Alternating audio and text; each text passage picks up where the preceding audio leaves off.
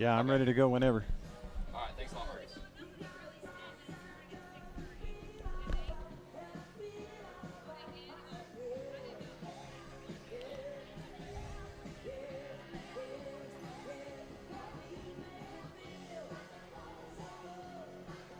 Crap.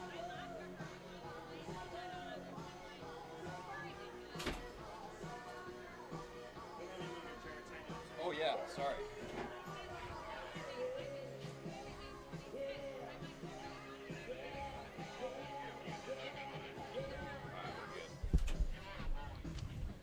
Ready to do it?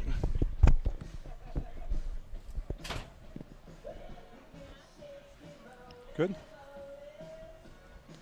Good evening, everybody. This is News Radio 94.9, 890 KDXU. It's time for our high school football game of the week, brought to you by our good friends at Sullivan Homes. You only build your dream home one time. That's why you need it done just right. Visit sullivanhomes.com today. And, of course, pregame brought to you by the Interior Design Center. We got a pair of Andys, which is almost as good as a pair of aces. Andy Griffin, Andy Thompson here live from Desert Hills High School. The Thunder getting ready to take on the Cedar Reds. And we're going to maybe keep a count here how many times one of us calls them Redmen instead of Reds. Andy, I know it's the second year now. We should have it down, but, things happen. This is my first Cedar game all year. AG, I'm going to pay the over on my end for sure. Okay. Which would be what, 4? Yeah, 5? probably 4. Okay. Probably 4. This is actually my, I think, third or fourth Cedar game this year. So it's just a matter of coincidence. I've done a lot of Pineview, done a lot of Cedar. This is my first Desert Hills game of the year. So you and I will have to help each other out when the ball goes down on the field. But, these are two teams. They feel like they're teams that can contend for the state. You know, you say, all right, they're a tier below probably Snow Canyon and Pineview right now, which is a big game going on across town, Andy. But I'll tell you what, these two teams, I think, at times have shown really great promise on how good they can be this year. Yeah, I think Cedar feels like they've been in a couple games that they could have probably won. They have the talent this year. Coach Bennett has his golden boy quarterback. He came in 5 years ago, put in the spread, and he's got his guy who knows the system so well. Jaron Garrett's been a star. But on the other end, Desert Hills probably feels like they are going to win this game. So it's one of these kind of coin flip games in Region 9 where both teams come in really confident. And by the way, Nolan Perry, who portends to be the foremost expert on high school football in the state of Utah, says this is a 1.5 point spread in this one. I think that's probably pretty accurate. I think it's going to be a pretty good game. Having seen Cedar a couple times, I can tell you that they have a great offense, and their big bugaboo has been turning the ball over and then losing momentum and then kind of getting down. And that's what happened against Pineview. Against Dixie, they turned the ball over 3 times, all 3 of them on the quarterback, an interception and 2 fumbles. Yeah. And you can't do that against good football teams. In fact, one of our Camping World keys to the game, straight from Josh Bennett's mouth, was, we got to take care of the ball tonight. If we don't turn it over, we'll win this game. Yeah, and that's absolutely right. I mean, the story always for Cedar is, can they finish games? Can they play well for 4 quarters? Do they have the depth and all that sort of stuff? That hasn't necessarily been the story. It's been the mistakes and turning the ball over and stuff like that. And against Desert Hills, who I think they're fairly evenly matched with, Noah Fuilatalolo on the other side at quarterback has been playing, strung together a few good games in a row. Obviously, they played Hurricane last week, who's down a little bit. But the Thunder are, thinking that their record doesn't necessarily show how good they are this year. And like you said, are probably expecting to win some games in the state tournament. So they kind of got to get that momentum ramped up starting tonight. Yeah, absolutely. And if you look at Desert Hills and Cedar and where they are so far on this season, for Cedar, again, they lost a game against Dixie. They felt like they had. For Desert Hills, they kind of started with the toughies. They had Pineview, Dixie, and Snow Canyon to start region play. Yeah. That's a tough row to hoe right there. Then they got Hurricane, and you look at their stretch run, Canyon View and Crimson Cliffs, 2 winnable games at the end. This game right here really is big for them. They can end up with a winning record in region if they can figure out how to win this one. Cedar on the other side, Cedar right now, even at 500, they finished with Snow Canyon, and then they've got Hurricane. So they've got an opportunity, if they win this game, almost guaranteeing a winning region record. Yeah, that's a good point. Totally front-loaded for Desert Hills. They haven't really got down. I think Coach Murdoch is a really positive guy, an optimistic coach, and has kept the locker room up. We talk to him just about every week on the Devin Dixon Show, and he's always positive. His team's still fairly young. Most of their stars their quarterback's a sophomore, but a lot of their stars on defense, like Nunley and Austin Turnbow, who's been great, are young players who have a lot of talent. They just gotta, keep keep it going, keep it in stringing wins together. By the way, BYU is playing tonight. They play Louisiana Tech. Kickoff is the same time as us, about 7 o'clock. What we're going to do, we're going to stick with our high school game until it's over, have an abbreviated post game, and then go right to that BYU broadcast. Probably catch them somewhere in the middle of the third quarter.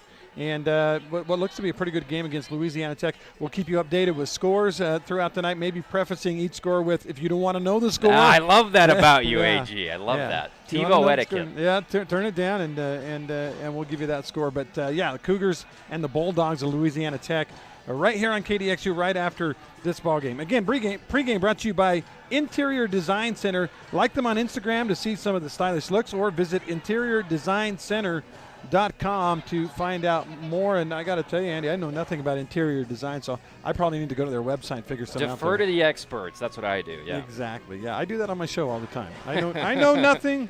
Like Colonel Schultz. You don't know who Colonel Schultz is, do you? No, I don't. Okay. Hogan's Heroes. You heard of that? Oh yeah, of course. Yeah. I've heard that name. His famous line was, "I know nothing." So the Thunder walking across in front of us here on the home side of the stands, carrying American flag and a Desert Hills flag.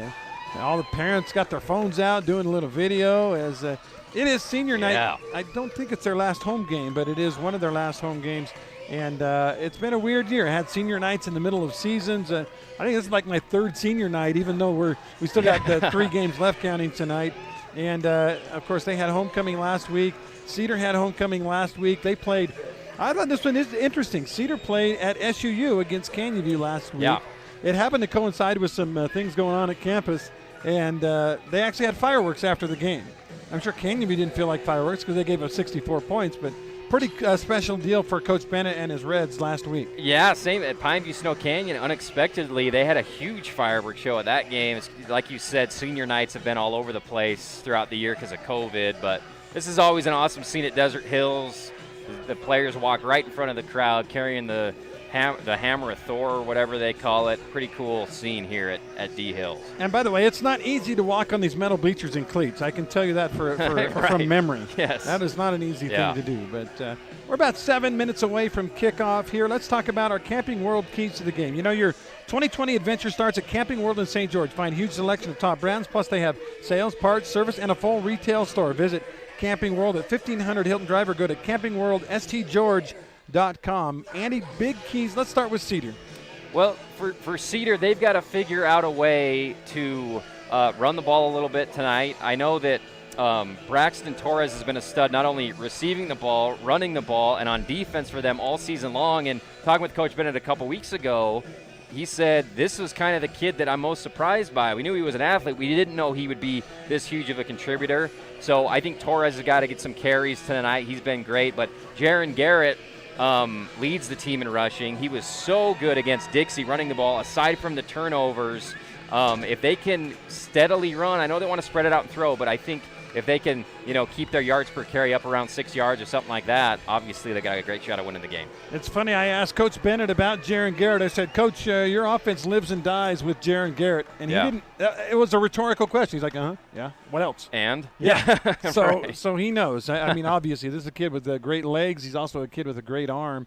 And if Cedar's going to win this football game, Jaron Garrett has got to bring it. On the other side of the ball, talking with Coach Murdoch, his big thing was physicality. He said, we have got to be physical in this football game. If they out-physical us, we're going to come out of here with an L. Ladies and gentlemen, welcome to Thunder Stadium. Looks like we have got our national anthem queuing up. I don't know if a lot of times they have the junior ROTC come out with the flag. It looks like they're not going to do that today as we get ready for our national anthem. We will take a 2-minute timeout. And when we come back, we'll finish setting things up. We've got our Sky Mountain Golf Course starting lineups. We've also got our Sports Clip Star Watch, and I'm going to put set Andy to thinking about who's going to be our Star Watch today. We were pretty good last week. Lung Choi was our Star Watch. All he did was go for 87-yard touchdown and 100-something yards. So it is time for our national anthem. 2-minute timeout, and when we come back, we'll get that Star Watch from Andy Thompson. Stay with us.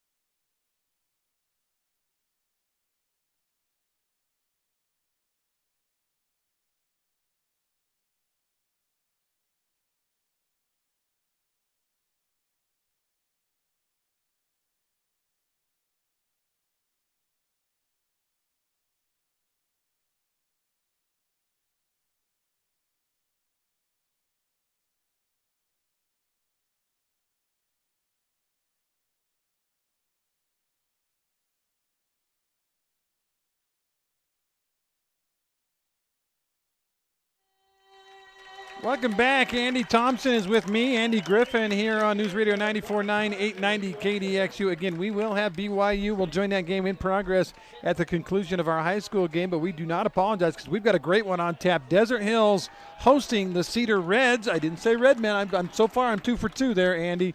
Like I said, it's the second year, but even Devin Nixon's still having a rough time with that one. Yeah, he has had a tough time. He's working through it, though, like the rest of us.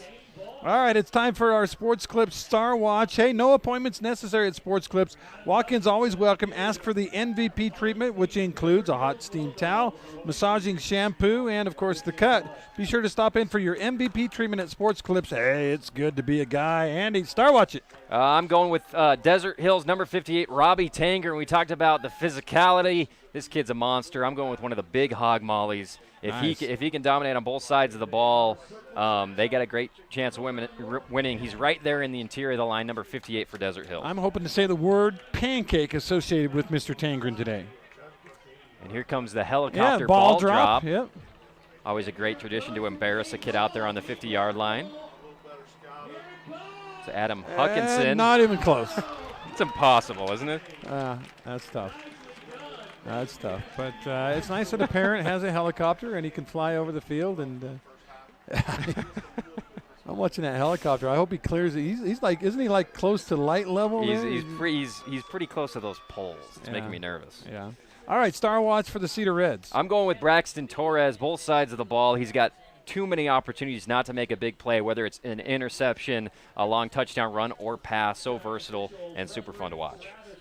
All right, that's our Star Watch, Tangren and Torres. Torres, by the way, wears number 2 for Cedar. He is their fly sweep guy. Obviously a great receiver, great speed, and I'll tell you what, if he gets around the corner, he's hard to catch from behind. And by the way, he's not number 2. That's right. He is number 22. I got my 2 and 22 minutes. Kobe White is too. Kobe White had a couple of big touchdowns last week against Canview. He's going to be a guy we'll keep an eye on as well. Looks like Desert Hills won the toss. They have deferred to the second half, so Cedar will start with the football. Let's talk about our starting lineups a bit. Let's talk about these two quarterbacks. You got a major experienced senior guy for Cedar in Jaron Garrett, a guy who's really a high percentage. He's 2-to-1 touchdown to interception ratio. And then you go to the other side, and you got a young guy. His name is Nui Fau Latolo, and Noah is a 10th grader. He's a 10th grader. He's physical, and he's got a ton of talent. He's made, at the beginning of the season was a little rocky, but has gotten more and more in sync with his receivers, like the Turnbows, like Crandall. He's got the capability to win a big game, even against a guy like Jaron Garrett, who has been awesome going back to last year, throwing for over 3,000 yards, running for close to 1,000 yards. And this year he's kind of on pace to do the same thing. It's going to be a great showdown between an experienced guy and a fairly new guy for Desert Hills. A lot of times you get a feel for a game before it starts. I kind of felt like Pineview would pull away from Cedar in that game. I felt like Dixie was ripe to upset Cedar, be a close game. I'm having a hard time getting a feel on this one, Andy. What's going to happen? I know, it's too close. I'm feeling the same way with Ethan Ford back suited up for Desert Hills. He's been out for so long. His brother Zach Ford had been carrying the load. Yeah. E.J. Alton, I think, needs to have a big game tonight. Sometimes he runs like he's a finesse back, but he needs to be the run-through contact, grind for 3.5 yards when nothing's there type of back. And he's kind of gotten better and better each game at the running back position, has Alton. So it comes down, like every football game, to physicality in the trenches. And that battle, I don't know. I don't know where I'm leaning right now. I'm kind of like you, Andy. Let me go X Factor or Dark Horse. How about tight end Brighton Bingham for the Desert Hills Thunder? And obviously we won't see him right away. They're going to kick off to Cedar. Yeah. But Bingham's going to be a big factor in this game. And as I interrupt myself, because this Cedar special teams is very good. They're the only team I've seen this year that kicked deep to Dominic McKenzie at Pineview and held him. They didn't let him have any long kick returns. So, and their kick return team is pretty good. In fact, we'll see Braxton Torres, one of those deep backs. Your X Factor guy, your MVP, what's it? Star Watch. That's Star Watch, yeah. And it's going to go to Torres right away. He takes it to the 3-yard line, goes to the left side to the 15, breaks a tackle there to the 20, gets to the corner, 25-30, and is finally pushed out of bounds at about the 33-yard line. Good start for Cedar. And Josh Crandall was broken down, and there he took a great stiff arm from Torres right to the crown of the helmet, and Torres kept going, immediately shows his athleticism. Love me some stiff arm. I will say this, you never get called for an offensive face mask. Even if you have the ball in your hands, you can practically gouge the other guy's eyes out. They're not going to call that on you. All right, here we go. First down and 10 for the Reds at their own 33, 34-yard line. Jaron Garrett with Seth Brinkerhoff in the backfield with him. Brinkerhoff switches sides from left to right. Usually means he's going to get the ball with a trap to the left side. Let's see what happens. Garrett gets a snap, gives to Brinkerhoff. Brinkerhoff, little hold to the left side to the 35, out to the 40-yard line. A nice gain of 6 yards or so, and it'll be second down and 4. By the way, Coach Bennett told me, he said he doesn't feel like Desert Hills can drive on this. He said they have big playmakers. He says when we get on defense, we feel like we're going to make them take the short stuff and not let them get the deep stuff. Second down, they mark him back at the 39, so second down and 5. Garrett looks to the sideline. Now he looks to his trips on the right side and his one receiver on the left. On second down, back to pass, looks left side, almost intercepted. A linebacker stepped in front of it, Andy, and almost that would have been a pick six. Absolutely. Cy Nunley, one of the most fun linebackers to watch. He's leads the team in tackles. I think he leads the region in tackles, but is also very good at getting in his drop zone and making a play on it, knocking that one away. And I guarantee Jaron Garrett never saw him. In fact, after he let it go, he saw that black jersey come flying in, and Garrett probably went, uh-oh. All right, here we go. Third down and 5. Nunley didn't get the pick. He did knock the ball down. Third down. Desert Hills shows blitz. They bring 5 guys, and quarterback wants to keep it, and Desert Hills was all over that, Andy, as they tried the read play on 3rd and 5 and lost 3. Yeah, A-gap pressure. Jaron definitely should have handed that off and recognized that. He's been disciplined all year long on that zone read, but sometimes when it's 3rd down and you're the man on the team, you want to call your own number. That time it backfires. So 4th down and 8, they do bring the kicker on to the field for Cedar High. That is number 45, Edgar Hernandez Hinojosa. They just go by Hernandez, and Hernandez gets the punt away. Nice high kick. Not real long, and it will go toward the sideline to bounce at the 30 and down at about the 24-yard line. So Desert Hills defense does its job. They get a stop, Andy. Good job by Caden Lloyd and Cy Nunley, both middle linebackers who have done an excellent job for the Thunder. A little undersized at that position, but are super aggressive. Cy Nunley's dad, obviously the defensive coordinator, and he's got a lot to be proud of with his son out there. Has had a great year for him. 3 other Region 9 games tonight. Snow Canyon at Pineview. That's over on ESPN Radio and CEC TV. We've got Canyon View at Hurricane and Crimson Cliffs at Dixie. That's a sneaky good game, I think, that Crimson-Dixie game. Yeah, a lot of familiarity in those programs. Wayne Alafpo somehow holds Pineview to 21 last week, so, yeah, that should be a fun one. Fui Latolo is the quarterback, the sophomore, back with a straight drop, wants to go deep, and he throws the ball. It's a jump ball, and it is in. It's complete. Taken away. It was one-on-one, and what a grab by Austin Turnbow. Incredible job, because Jack Cook came down with that ball, and somehow Austin Turnbow ripped it away from him. Cook got up and was looking at the ref like, I have the ball. I was on the ground, but good job by Turnbow to just wrestle it away. Yeah, he just stole the football. That almost looked like a punt as Fui Tololo threw that thing really high. But it's a complete pass. Now the run right up the middle on 1st down and 10 at the 37. It'll gain a couple of yards. I believe that was Ethan Ford on the carry. Yeah, good to see Ethan Ford back, suited up, ready to go for Desert Hills. One of the, he's got a huge pad on his right shin and calf to protect his leg, but one of the most explosive scat backs in the league. Ford and Turnbow in the backfield with the quarterback.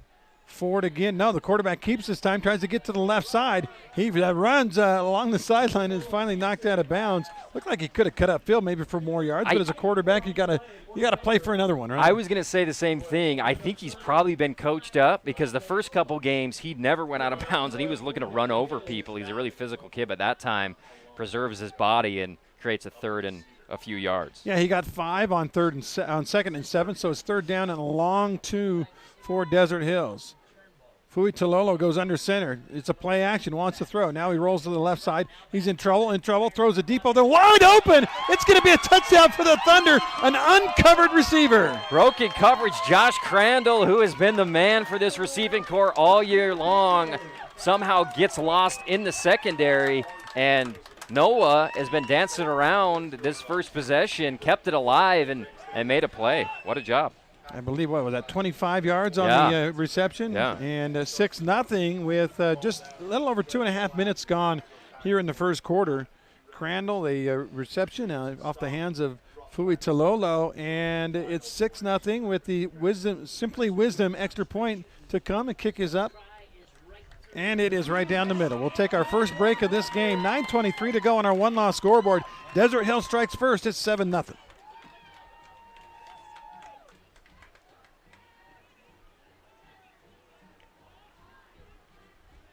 shout out to a few of our Thunder sponsors: Washington County Board of Realtors, St. George Aces Volleyball.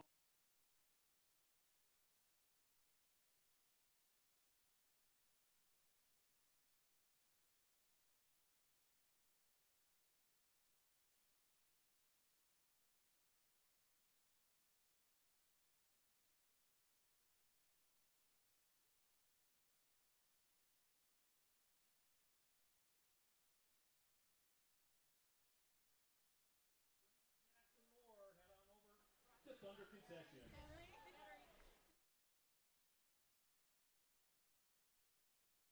Back, Andy and Andy, live from Desert Hills High School. The underdog, Thunder, although not by much, 1-point underdogs, draw first blood here, 7-0. Kickoff is deep and heavy and out of the end zone. That's a little jacked kicker there, huh? Holy cow. Yeah, Hunter Bentley, the backup quarterback, putting a big leg into that one. Bentley and Alex Jones share the kicking duties. At least they have so far this season. And you can see that Bentley's got himself a leg. He gets a lot of, kicker's got to work hard for helmet slaps. And after he kicked that one through the end zone, he got like 5 helmet slaps. That's pretty cool. So first down and 10 for Cedar. Down now 7-0. I think a little bit stunned right now. They got 3 and out, and then a big touchdown pass on a good decision by the young sophomore quarterback, and 7-0.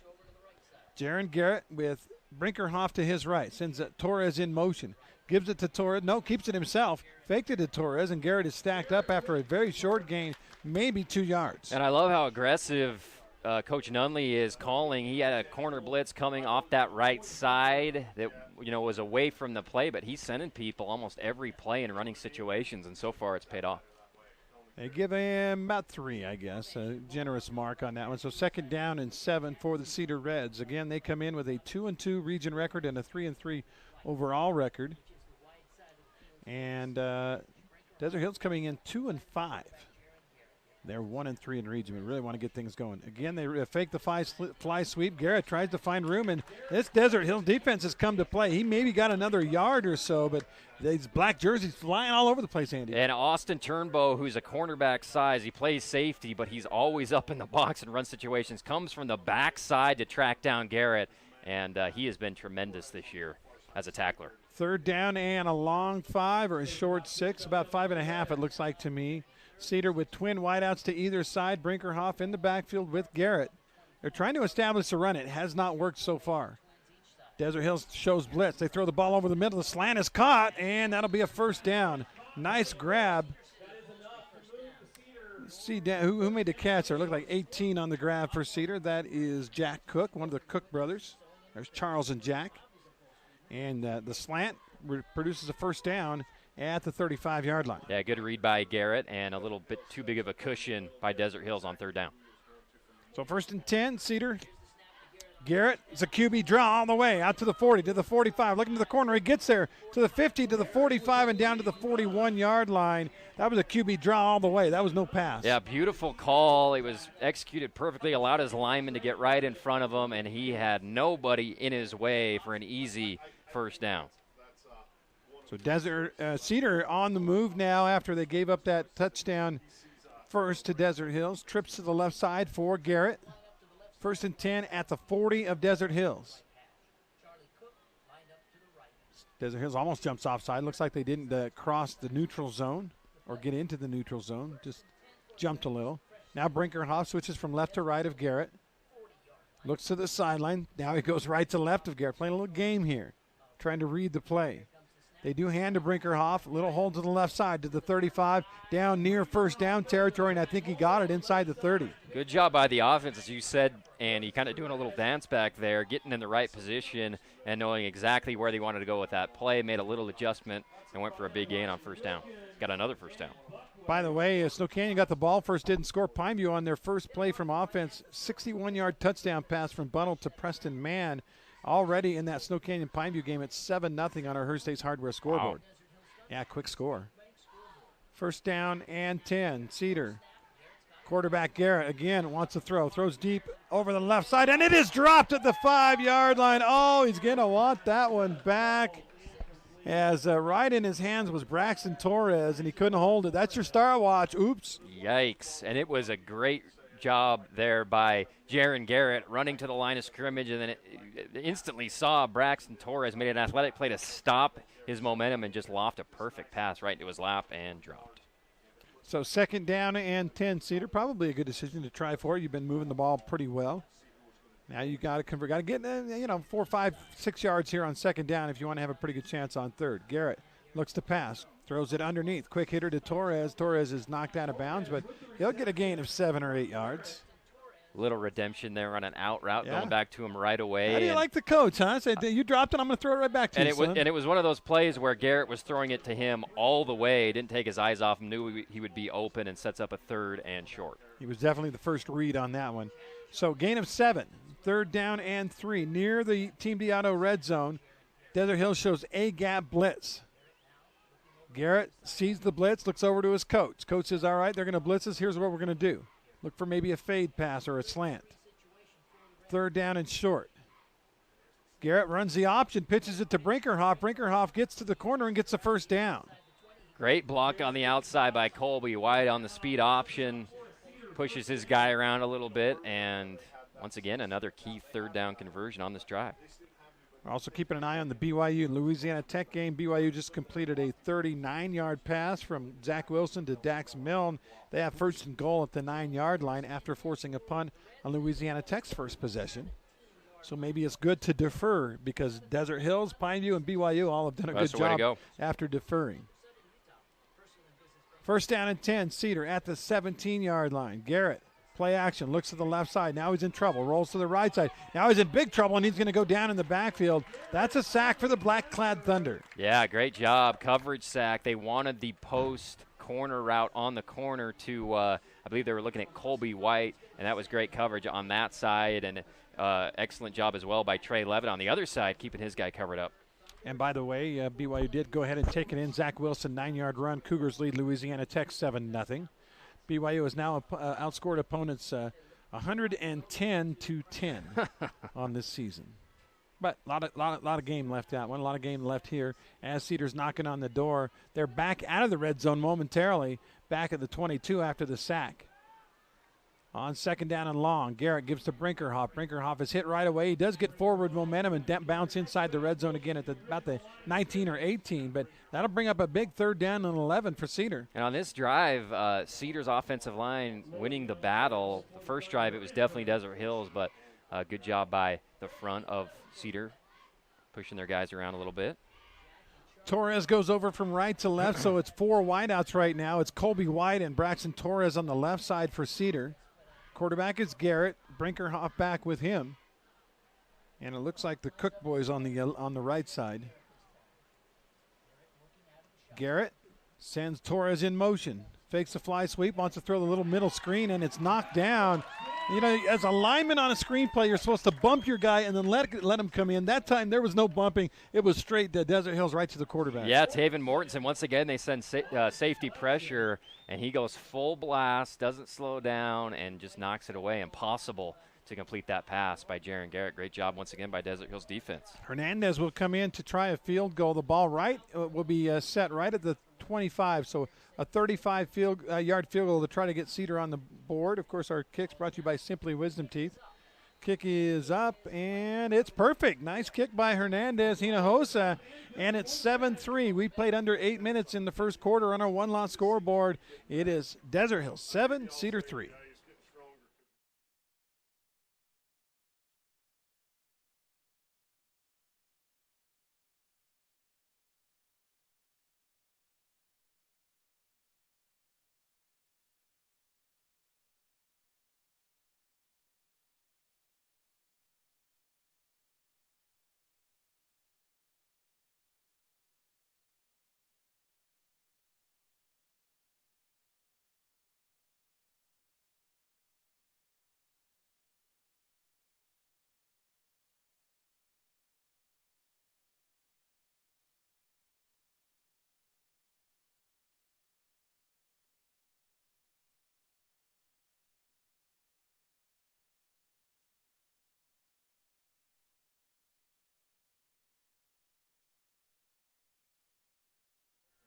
We played just under 8 minutes in this football game. We got a good one going so far. Desert Hill scores on their first drive on a touchdown pass, and Cedar puts a nice drive together, Andy, but probably 3 points not really what they wanted. Desert Hill's being super aggressive on defense, taking big risks, and it's paid off sending people on key downs. Here's the kick taken on the short kick at the 15, and one of the up men actually stepped right in front of the deep back and returned the kick for maybe 10 yards or so. I'm sure the deep back guy's like, hey, I got this, man. Come on. It's like an outfielder when the infielder comes drifting back in front of you. It's like, I had it all the way, man. Yeah, Scott Stokes catches it going backwards, and he's getting talked to by a coach over there saying maybe let that one pass to one of our faster guys. So it'll be first down and 10, Desert Hills, with a long field to go now from the 25-yard line. It didn't phase them first time around as they lead this game 7-3. Fui Tololo, the quarterback.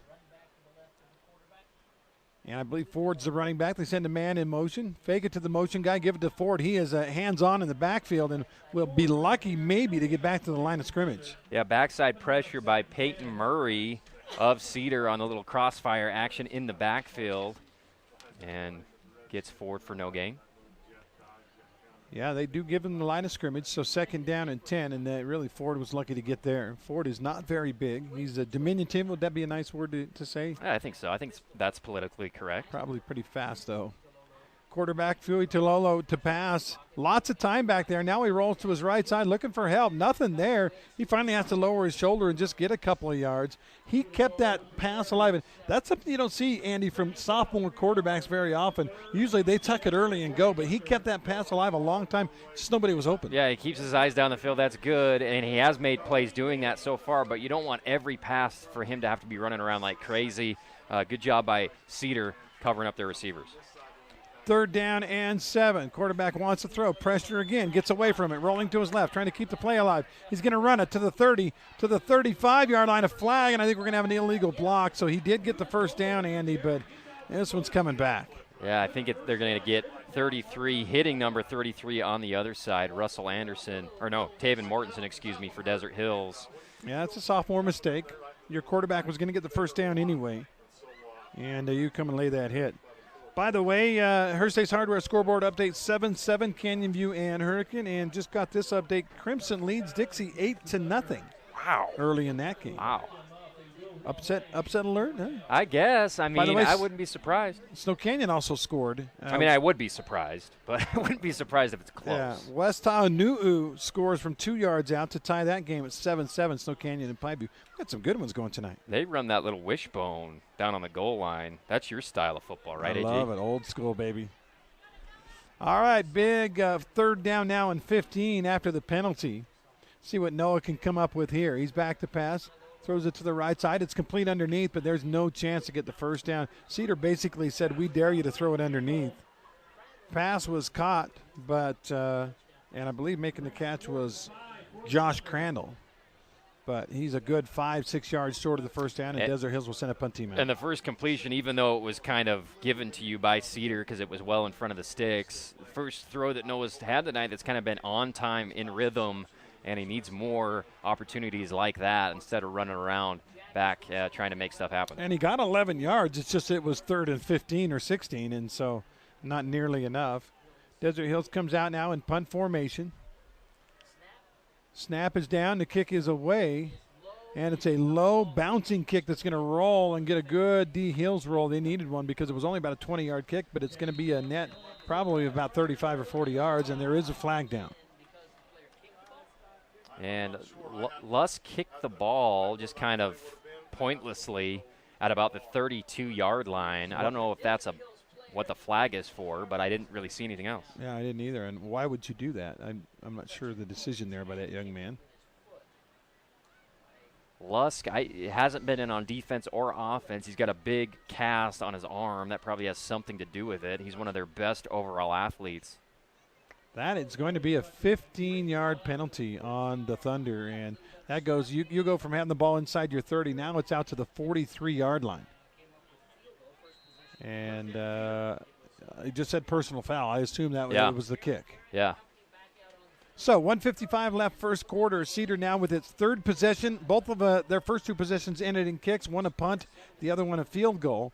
And Cedar trails Desert Hills 7-3 as Garrett and company come out. 2 tight ends, 2 wideouts, 1 running back with the quarterback Garrett. Desert Hills again shows blitz. Garrett has time. Now he rolls to the right side, throws it underneath, and the ball is dropped. And there's a Sand Hollow Resort big hit on that one. I love Austin Turnbull. I love how he plays. He plays like Chuck Bednarik as a safety, hitting people almost. I mean, he signed only Austin Turnbull are some of the funnest guys to watch. And great job on the other end by Braxton Turnbow. They wanted to hit a Colby White on a go route, but he was right with him. Let's go a little younger. Let's go Troy Polamalu. How about that? That's a little more recent. Same kind of hit, yeah.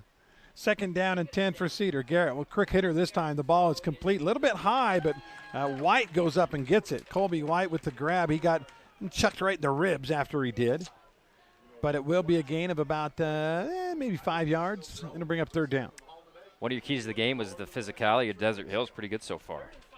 Yeah, I agree. Both sides. 3rd down and 5. Big play for Cedar.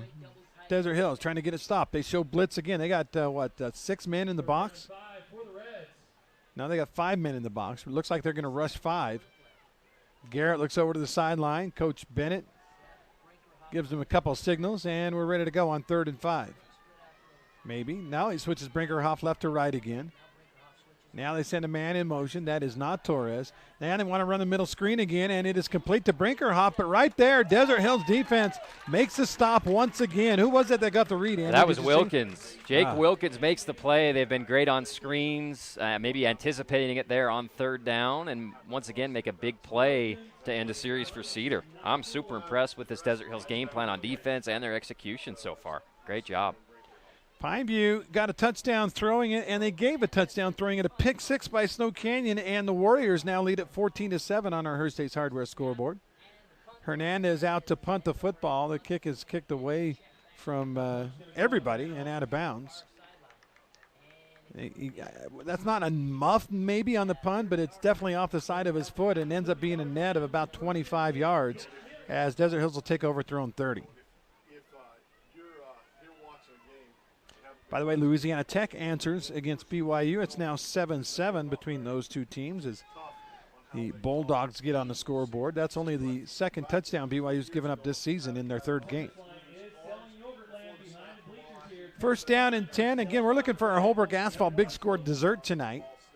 Got to get to 25, one of these teams. And then you can go to Yogurtland after the game and get 5 ounces free from Yogurtland. Noah back to pass. Here comes the pressure. Throw a little screen, but it is read by Cedar. And a loss on the play on the completion to Ford. And there has been some textbook technique against how to defend a screen by both teams now as Ford, ball was just thrown right in front of a defender, and he got eaten up as the quarter expires. I believe that was Peyton Murray who made the tackle, and you're right, that's going to end the quarter. So we'll take a 45-second break. It is, again, a pretty good ball game going on here. Desert Hills 7 and Cedar 3 on our one-loss scoreboard.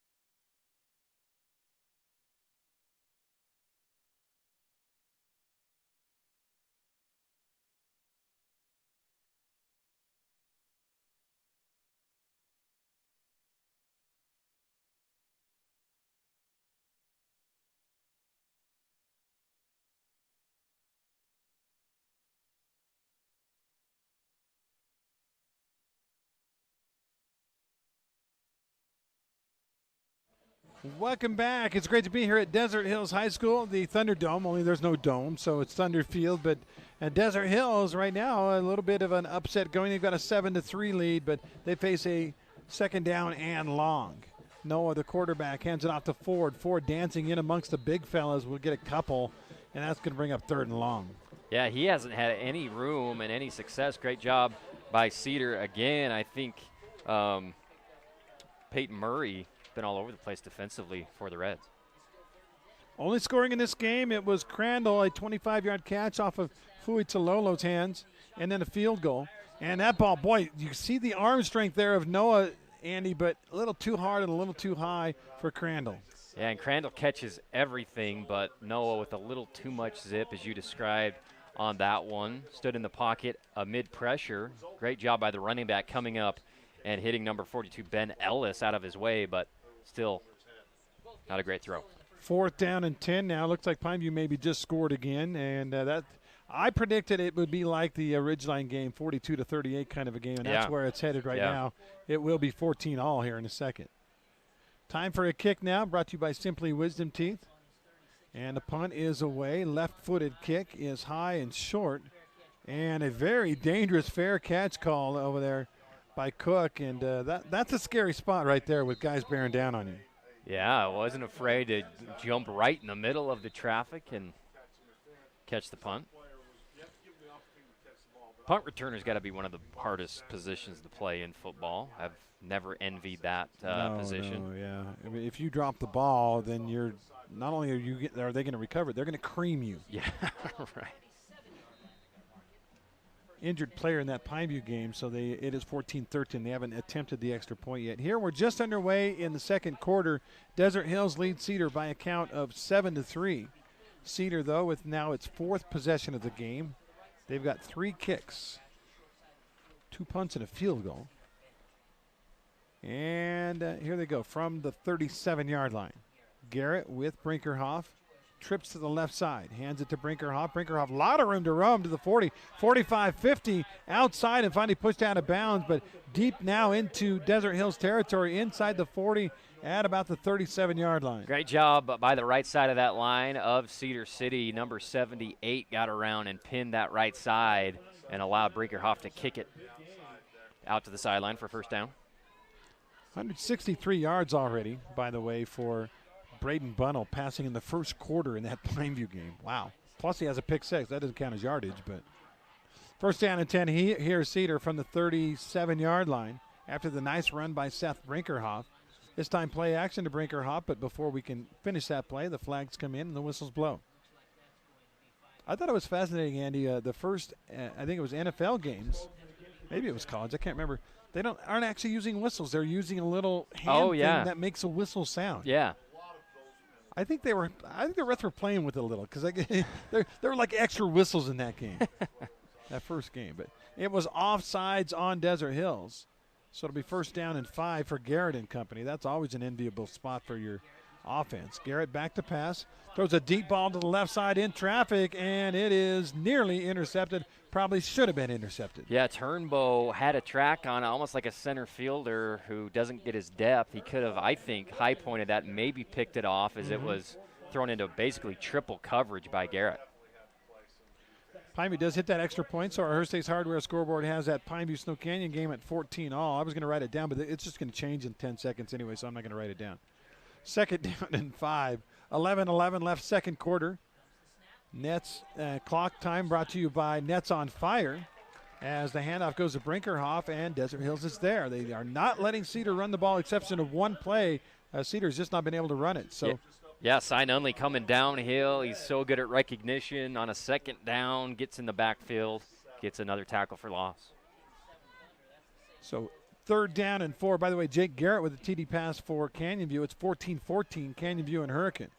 Quarterback to pass. Here comes the pressure. Running hard to the left side, trying to get to the 6. Around the corner to the 30, to the 28, and great effort by the speedster, Jaron Garrett, the quarterback. Every third down, he's got 2 guys in his face like that. They are sending everybody and trusting their secondary in one-on-one situations, but Garrett, as a senior, pulls it down, shows off his legs, and that's why he's not only their leading passer, obviously, but their rusher as well this year. First down and 10, Cedar. They're in plus territory at the 25-yard line. Garrett to Brinkerhoff, another right side run, and he's going to have room to the 15, to the 10. It's a foot race to the end zone, and it's a touchdown. Seth Brinkerhoff takes it to the house from 25 yards out. And another great block by Trevor Nielsen, a pancaker for Cedar on that right side. They went back to that same play that worked so well, and it happened again. First touchdown of the game for the Reds. And that, I was talking about the running game and how Desert Hills had shut it down, but obviously they saw something because they're running that little trap to the right side, and it's working. So first down, the touchdown, the extra point, the Simply Wisdom Teeth extra point is good. And Cedar has taken its first lead of the game as it's 10-7. We'll be back in 45 seconds. Timer? Yep.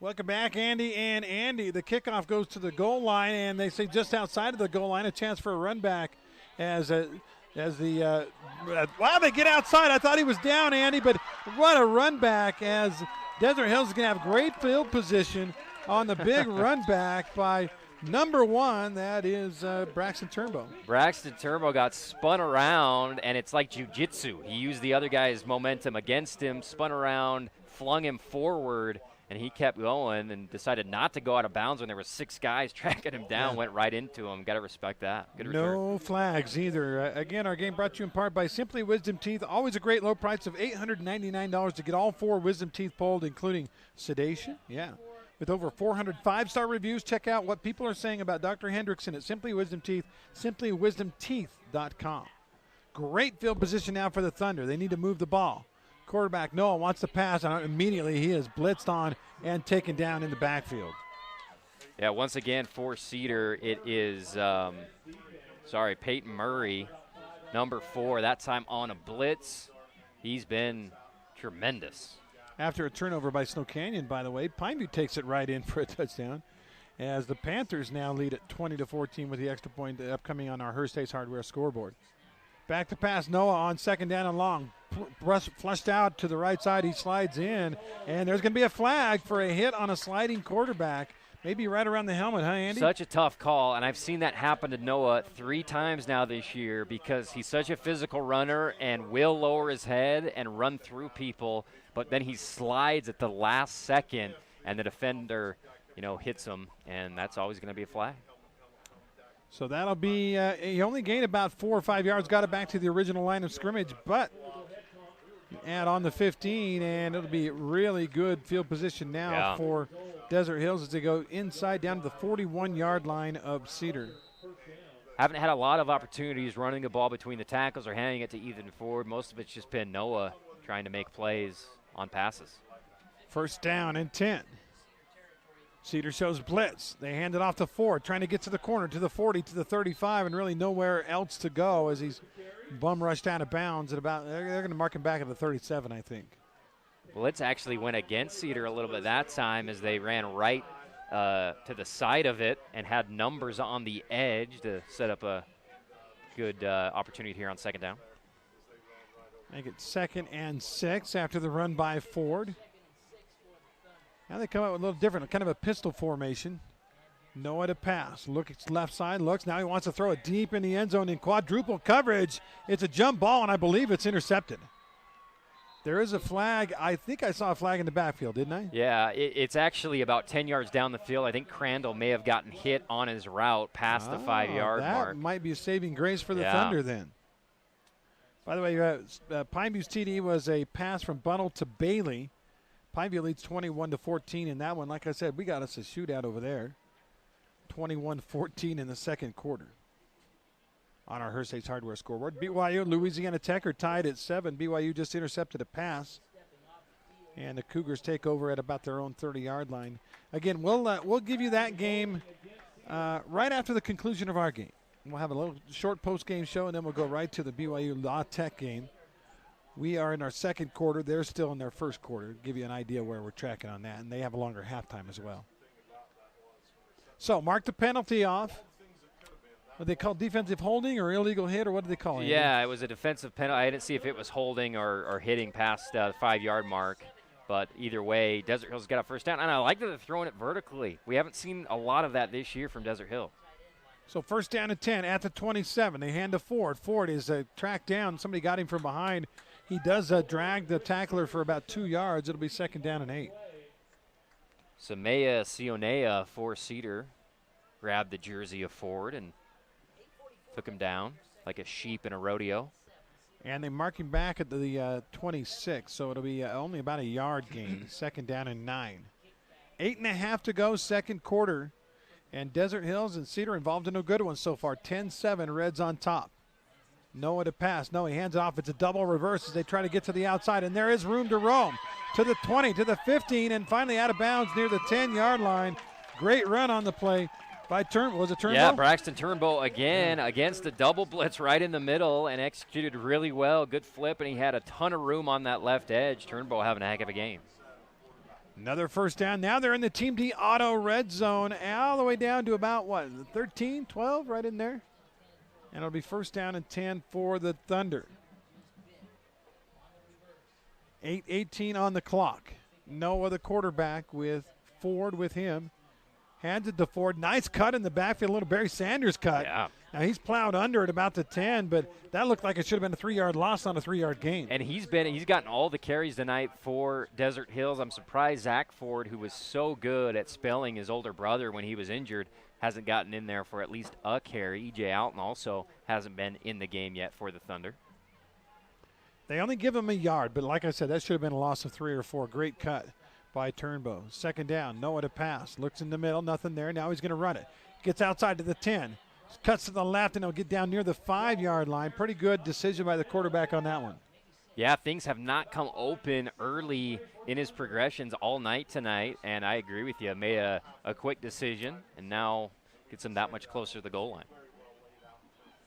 Clock rolling at 7:25 left in the first half. Desert Hills trying to regain that lead. They had it early 7-0. They gave away 10 straight points to Cedar. And now trying to get some back, but a big third down here. Third down and about, let's call it 3.5. Noah, the quarterback, hands to Ford. Ford nowhere to go. Oh, somehow he breaks a tackle, and he might have got close to that first down.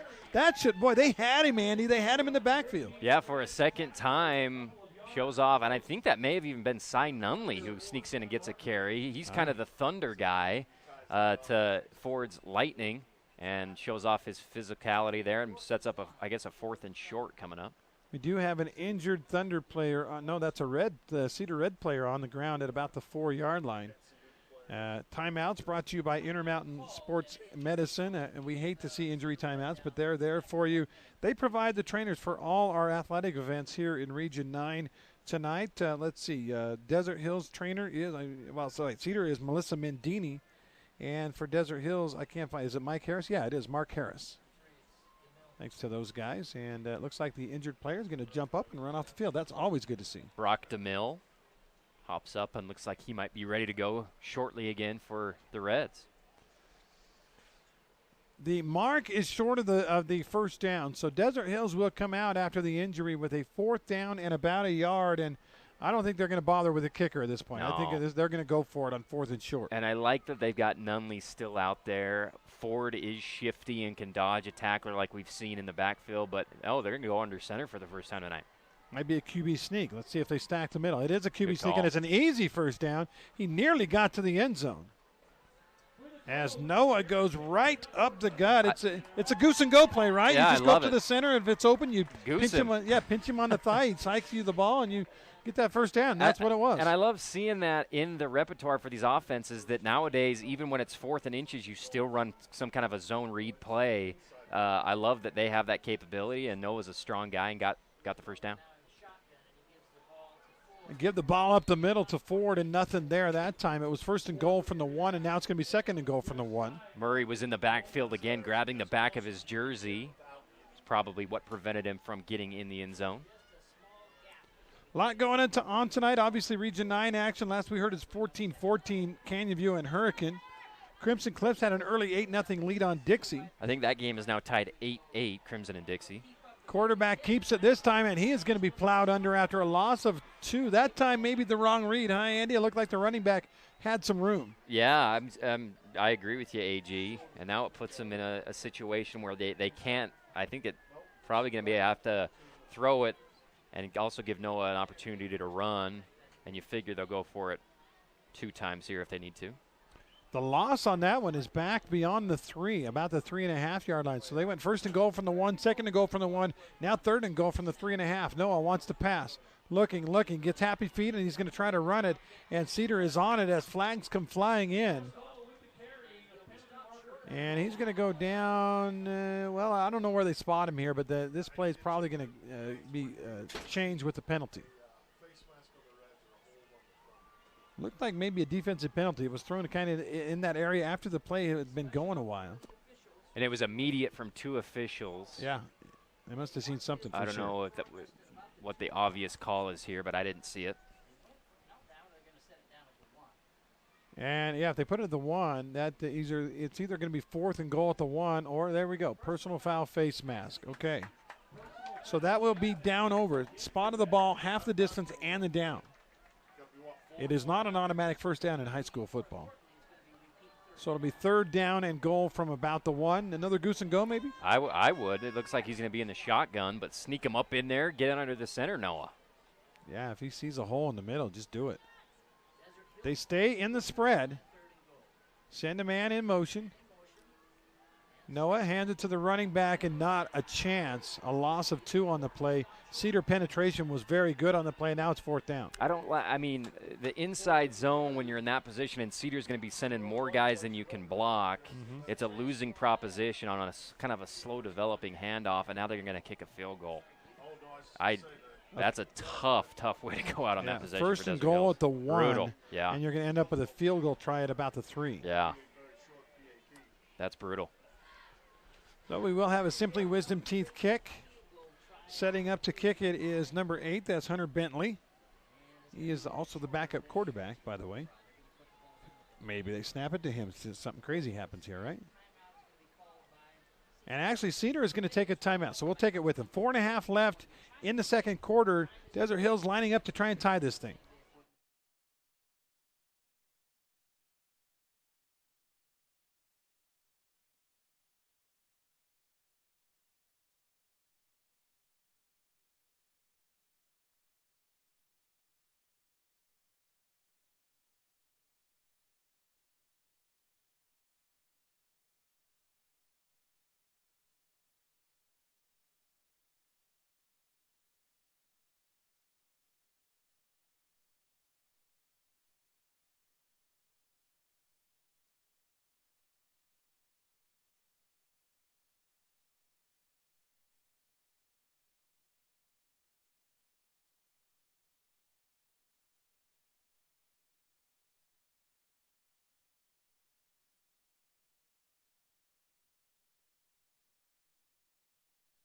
Welcome back, Andy Thompson, Andy Griffin with you live as we are keeping an eye on the entire region and what's going on around the area. 8-8 score at Dixie High between the Flyers and the Mustangs of Crimson Cliffs. 21-14, Hurricane leads Canyon View, and 21-14, Pineview ahead of Snow Canyon, but Snow Canyon is at the 5-yard line trying to tie this up. Desert Hill changes their mind. They decide to go for it, and the play is blown up in the backfield. It'll be a loss of 3 or 4 yards on a great defensive play by Cedar. And I love the decision. I mean, a curious timeout by Cedar when they've, committed to kick a field goal there. They come back out and just do an ISO run that just has no chance. And you see the frustration on the coaching staff for Desert Hills. That drive blows up in their face a little bit. Yeah, frustrating. Field goal would have tied it. They elected to go for it, and the play was not close, Andy. Not a chance. So first down and 10 for Cedar at their own about 6-yard line. Garrett standing right on his own goal line with 4.5 to go in the second quarter.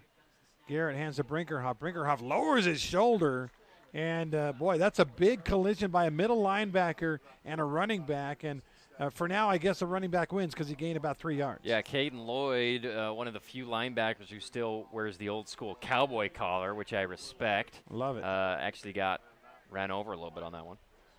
By the way, Snow Canyon, Bretton Stone dives in for a touchdown. That game is 21-20 with the extra point upcoming in that one. A lot of good stuff going tonight. Second down, about 7. Garrett back to pass. Wanted the screen left side, and he is plowed under. Is it a safety? No, they're going to say down at the 1. Wow. Down at the half-yard line. Now they're going to talk it over. I'm a little surprised, AG.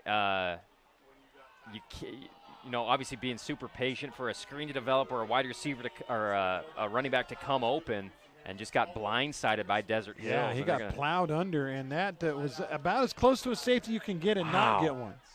So it'll be now third down from about the half-yard line for Cedar, and a timeout is taken on the field, I believe, by Desert Hills. So we'll take it with you. By the way, real quick, timeout's brought to you by the Scott Gibson team at Intercap Lending back in 45.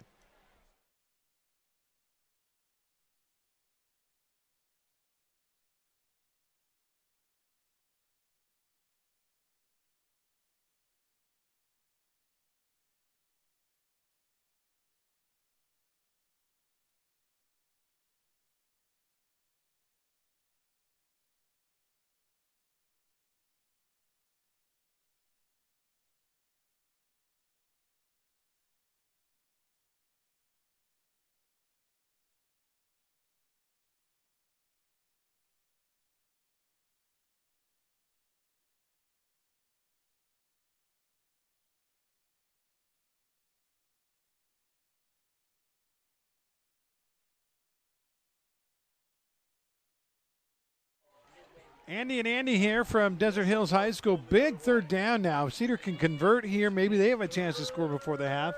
Desert Hills, who was just denied at the goal line, wants to stop. They use the timeout to try to save some time. It is 3rd and 15 from the 1-yard line for Cedar's Jaron Garrett and company. Trips to the right side. Man coverage out there, only one safety deep. Garrett back to pass. They throw a little slant over the middle. Breaks a tackle to the 10, to the 15. Outside and beyond the 20-yard line. Just a quick little slant. Wouldn't have been a first down if they make the tackle right away, but Colby White made him miss. Yeah, absolutely. Desert Hills, once again, has an opportunity to make a huge play on third down, at least get the ball back after a near safety, but Colby White just makes that type of play, big move, and moves the chains. Yeah, they make that tackle right away. It's a 4th down. But instead, it's first down as they hand to Brinkerhoff. Trying to get outside to the left side to the 20. Cuts up to the 22, 23-yard line. Pretty good coverage as they wouldn't give him the corner, and it'll be 2nd and long. Yeah, good job by Stokes. He didn't make the tackle, but at least flushed him out wide enough to where the safety, Austin Turnbull, could come up and wrap up his legs after a couple yards. Looking at that Snow Canyon Pineview game, looks like Snow Canyon must have gotten a turnover because they're threatening again after just barely scoring the tying touchdown. And we got some good ball games going tonight. 2nd down and about 7 for Cedar. Again, they hand off to the running back, trying to get outside. Desert Hills with good pursuit on defense. They gang tackle at the 25-yard line. Brinkerhoff will get maybe a yard, maybe 2. And Cy Nunley as well as number 17, Jake Buckway, first to get there. 3rd down, about 6 or so, 6.5. Cedar leading by 3, 2:22 left in the first half. Stay tuned. Our Info West halftime report will have scores and highlights, maybe some stats if we can get a hold of some. And they're going a one high, deep safety on 3rd and 5. And Cedar's been beating them on little slants on situations like this all game long. Lusk is isolated out with Colby White. Yeah, one-on-one out there. No slant on this one. Instead, he throws the other side as a post over the middle. Little too high by Garrett. And Torres can't make the catch, and that'll be 4th down. And now Desert Hills, with just under 2 minutes to go, might have a chance to tie it or take the lead before halftime. Could have been a better throw, but Torres, he's been making catches like that, I think, all year long. He's dropped 2 of them tonight. That won't count as a drop, but definitely one that he could have made as punt team comes out. One of the things we want to talk about at halftime, Andy, is Uncle Hank. I need a little background on this guy. I love him, by the way. Oh, do you? On the rush, guy's incredible. Yeah, he does a great job. He's incredible. Is he really your uncle? Is what I want to Yeah, know. Uncle Hank. Yeah, that's really your uncle. He knows mostly northern Utah football, but he threw us a bone and actually called the the Snow Canyon Pineview game this week. Yeah, that was kind of interesting. He tried to make the call on that one, and he didn't know anybody's name. In fact, he didn't even know the mascots. But I think he called the Pineview He's the old Tigers. school, doesn't do a Snow lot of Canyon research. Just yeah. goes by his gut. I love it. I love it. Quick timeout on the field as we've got 1:56 to go in the half. Hernandez out to kick in the punt formation on 4th down and about 6. Desert Hills with 2 guys back deep, standing right about midfield. Over in that Snow Canyon Pineview game, they've gone to 4th down for Snow Canyon inside the 15-yard line. See if they try to field goal there to try to take the lead, or they go for it on 4th down. Here it's a punt formation. 1:56 on the clock. There's a snap. Kicker, little rugby-style kick along the right side, and it's going to land in the field of play. It's actually fielded, and a big run back, a chance to get outside. Oh, Cedar got him from behind her. That could have been a huge run back. It will still be positive field. And by the way, the return guy saying, I never went down. I was on top of that guy's body, but they do blow the play dead. And there is a flag, by the way, at about the 36-yard line, which would imply probably a hold. What you got to love about both of the turnbuckles, Austin this time, Braxton earlier on in the game, they're always dying to, anytime they get a chance to catch a punt or whatever, they get a bubble pass, they're always trying to take it for 6. And like you said, AJ, he thought he wasn't down. See what the flags are for. Yeah, we don't have luxury of replay today, but I don't know that he ever actually touched the ground with his knee. By the way, Snow Canyon is going on 4th down and 8 as they throw a pass into the corner, and it is incomplete. So Pineview will take over. They hold after giving up a turnover deep in their own territory. What a game over there. 9:13 to go in their second quarter, 21-21. Here we've got 1:43, and the count is 10-7. Cedar on top, and we got a little conference of the officials over there on the Cedar sideline. Not sure what they're talking about, Andy. Any idea? I didn't see if Austin may have gotten hit. It looked like he got up after he got hit, and the crowd was yelling. But I thought he was kind of running like he didn't think he was down. So the question is, did he kind of bring it on himself? Well, and it would be an inadvertent whistle, even if he wasn't down. And then how do you fault a guy for trying to make a play, right? That's right. So as they sort things out, they're going to say personal foul on Desert Hills. Did they call it on both ways? I didn't see the first one. No, they didn't. They called holding on Desert Hills, and then that's declined, and then a personal foul on Desert Hills, and that's the one Cedar will accept. So the ball will go back. Instead of great field position at midfield or so, it's going to go back to about the 35 or so of Desert Hills. Plenty of time, though. 1:43. These teams work on 2-minute drill all the time. As, 1:43, a couple of timeouts, Yeah. Andy. Yeah, you got a feeling they're going to go for it. Yeah, no, I agree, and they should. Noah, I would like to see him get, early on in this drive, get rid of the ball quick, whether it's just a little bubble pass or something, or a slant, as opposed to him having to try to create something with his legs and allow improvisation from the wide receivers. By the We'll see way, what they start with here. I think what we got here is the holding was during the play. The personal foul was after the play, so they're actually marked both penalties off. That'll be a 25-yard walk-off against the Thunder. So all of a sudden, from the 50, you're back at your own 24, 23? Yeah. That's a tough break there for Desert Hills when they thought maybe they could get down and score before halftime. So here we go. First down and 10. Ball at the 23. Now you maybe be a little more cautious, you think? Only Yeah, a man, I think three-point this game. first play will tell us a lot. Noah is going to pass. He's chased from behind. He finally gets a pass away. I think that's an incomplete pass. Yeah. Are they going to call it a fumble? No, he was waving incomplete. I agree with the call. And now maybe I wouldn't be surprised if they run it into the line a couple times. Trey Payne got a piece of him right as he threw that thing. His hand was in motion. It was incomplete. And actually, we got another timeout on the field, even though the clock wasn't running. So we'll take a quick break. 10-7 our count. Cedar on top. Back after this.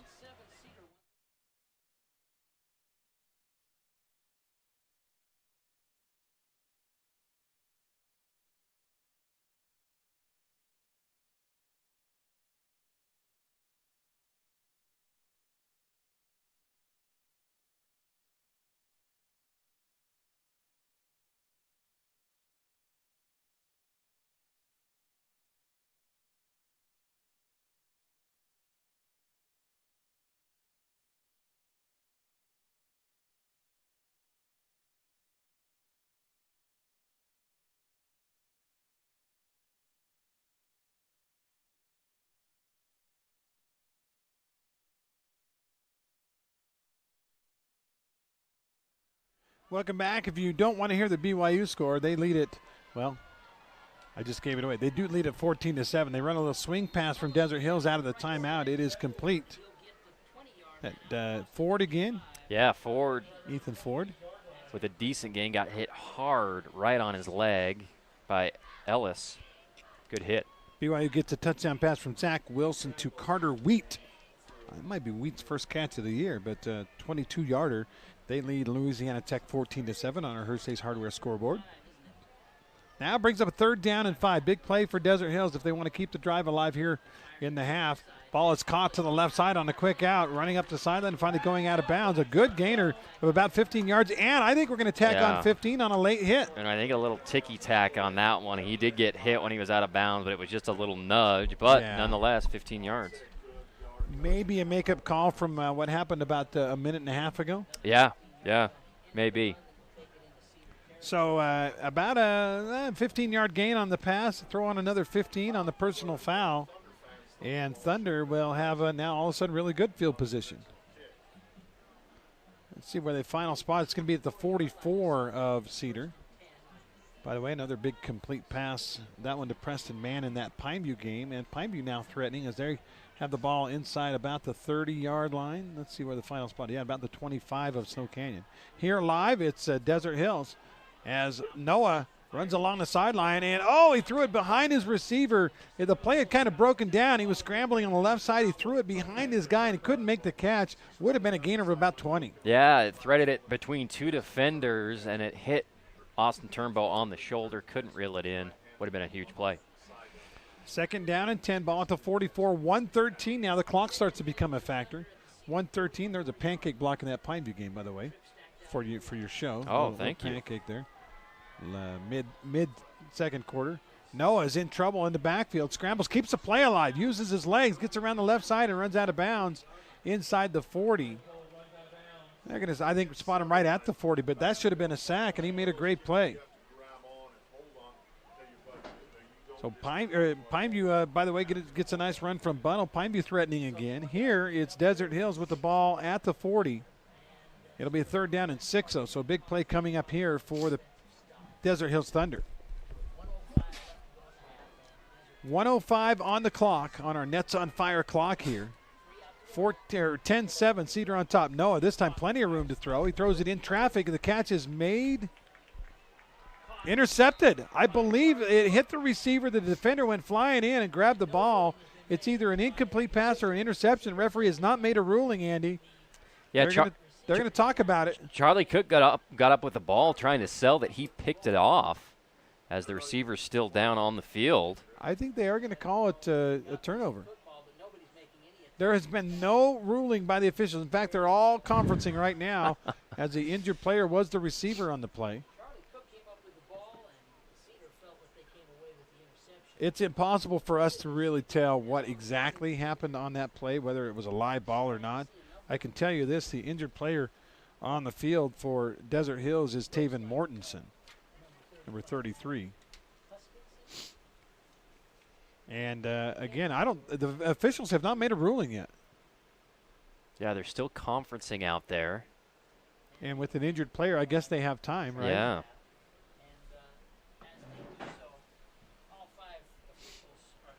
Waiting for them to. I mean, all 5 refs are together trying to decide what they saw on the. Did anybody see the ball hit the ground? We don't have the luxury of replay. If they say simultaneous possession, then that would be Pineview ball still. So they get a chance to maybe. Well, here comes a white hat. Still has not told us anything. They checked the injured player, and Mortensen's going to be okay. It looks like he is limping off, though. This is a situation where the ref should come over to the crowd and say, well, what did you guys see? Raise your hands. Anybody got a replay on that one? What did he say? Incomplete pass. Okay. Yeah. Say it touched the ground? Makes the safe call. And it's 4th down and 6. So at this point, 40-yard line, 4th and 6, you probably got a punt. Yeah. Huh? You don't want to give them the ball in good field position. Especially with the way Garrett can wing it down the field on the run. We saw that last week against Canyon View. He had a couple of throws. They're just unbelievable. You want to pin him force them to maybe kneel it or just run it to end the half.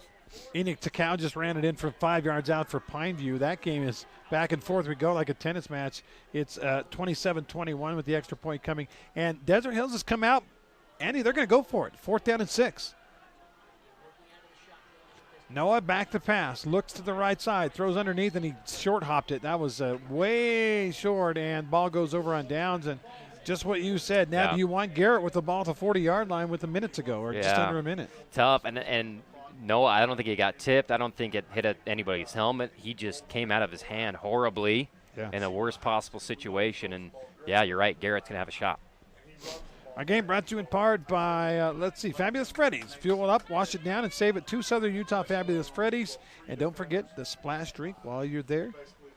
Cedar takes over at their own 40, 52 seconds on the clock. Garrett will throw. No, it's a QB draw. Runs it up the middle to the 45 to the 50. He's on the run to the 45 to the 40 to the 35-yard line. A big gainer, 25 yards by the quarterback, Garrett. Such a good play call on first down on a throwing 2-minute drill situation. Gets a huge chunk basically for free, and the clock is still going. It should be stopped. Yeah, they needed to stop it to move the chains. They did. And Garrett now back to pass.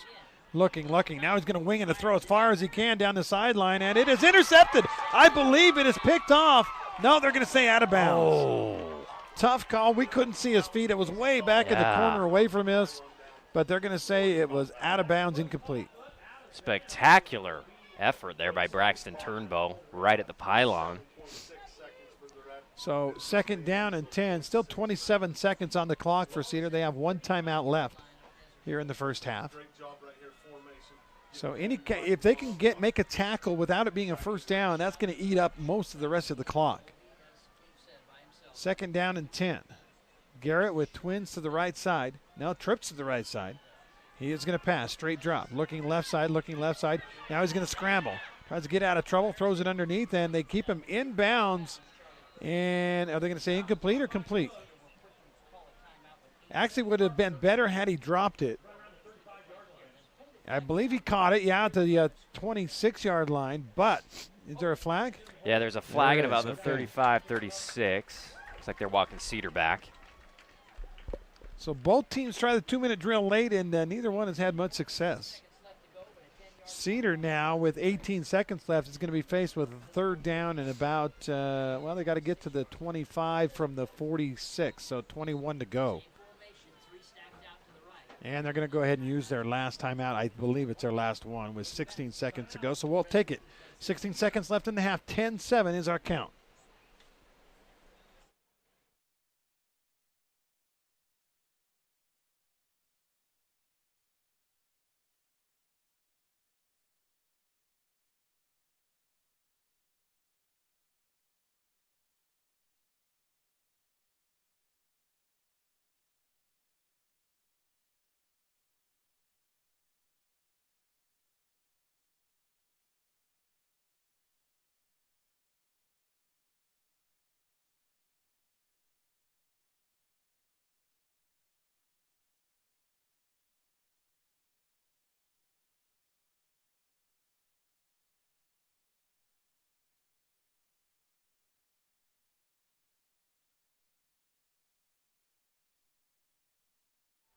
Welcome back. Big 3rd down and long for Cedar with 16 seconds left on the clock.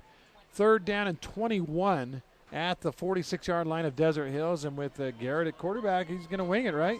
Absolutely. You got Colby White isolated over here on the left with a deep safety. He's looking to the right side. Deep ball down there, and it's going to be incomplete. It looked like maybe the ball carried the receiver and defender out of bounds anyway, even if he's able to make a catch, and now it's 4th down. Good coverage by Austin Turnbow against Torres. 8 seconds left in the first half.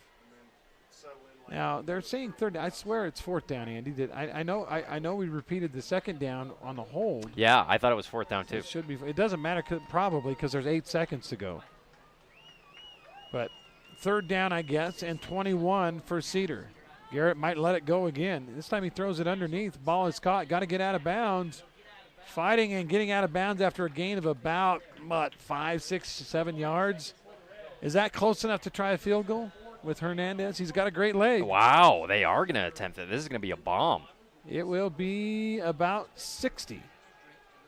About a 60-yard field goal. And if I'm Desert Hills, I send a couple of return guys back. Why not? Pretty good chance. Yeah, throw a it's turnbow. Yeah, the turnbows are going to be back there. Braxton's standing at about the 5-yard line. Well, he actually goes inside the 50 at the 49, so it'll be a 59-yard field goal by Hernandez Hinojosa for a 6-point lead for Cedar. The kick is up. It's not going to get anywhere close to being long enough. Now Desert Hills can run it back. They pick it up at the 5, to the 10, to the 15, to the 20, 30, 35. Got to keep it going. The half has expired. Good run back by Turnbull, but he's going to be down finally at the 47-yard line, and that's how the half is going to end. Your thoughts, Andy, on the last play of the first half as a flag comes flying in? Wow. A little extracurricular between both teams. See what the heck, who they call it on here. But a good first half overall, pretty clean. Some mistakes in the red zone by Desert Hills, but we get a 3-point game. 10-7 is our count. The flag will be assessed, whatever it is, will be assessed on the kickoff in the second half. Remember, Desert Hills deferred to the second half, so Desert Hills will have the football first. They had a chance, so close, 1 yard away, Andy, to take the lead here in the first half. They couldn't do it. And they've been snake-bitten in the red zone a lot this year, whether it's turnovers or they can't get a yard. That was a frustrating. You could see Coach Murdoch how frustrated he was, and he wanted before that half that last down. That's why he was going for it. But at least, just down 3 going into the locker room. All right, we'll take a break. A 2-minute timeout as we head to halftime. Halftime is brought to you by InfoWest, the internet people.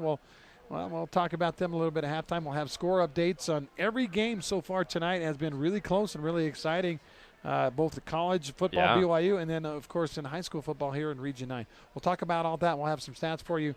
It is halftime. Cedar leading Desert Hills by a count of 10-7.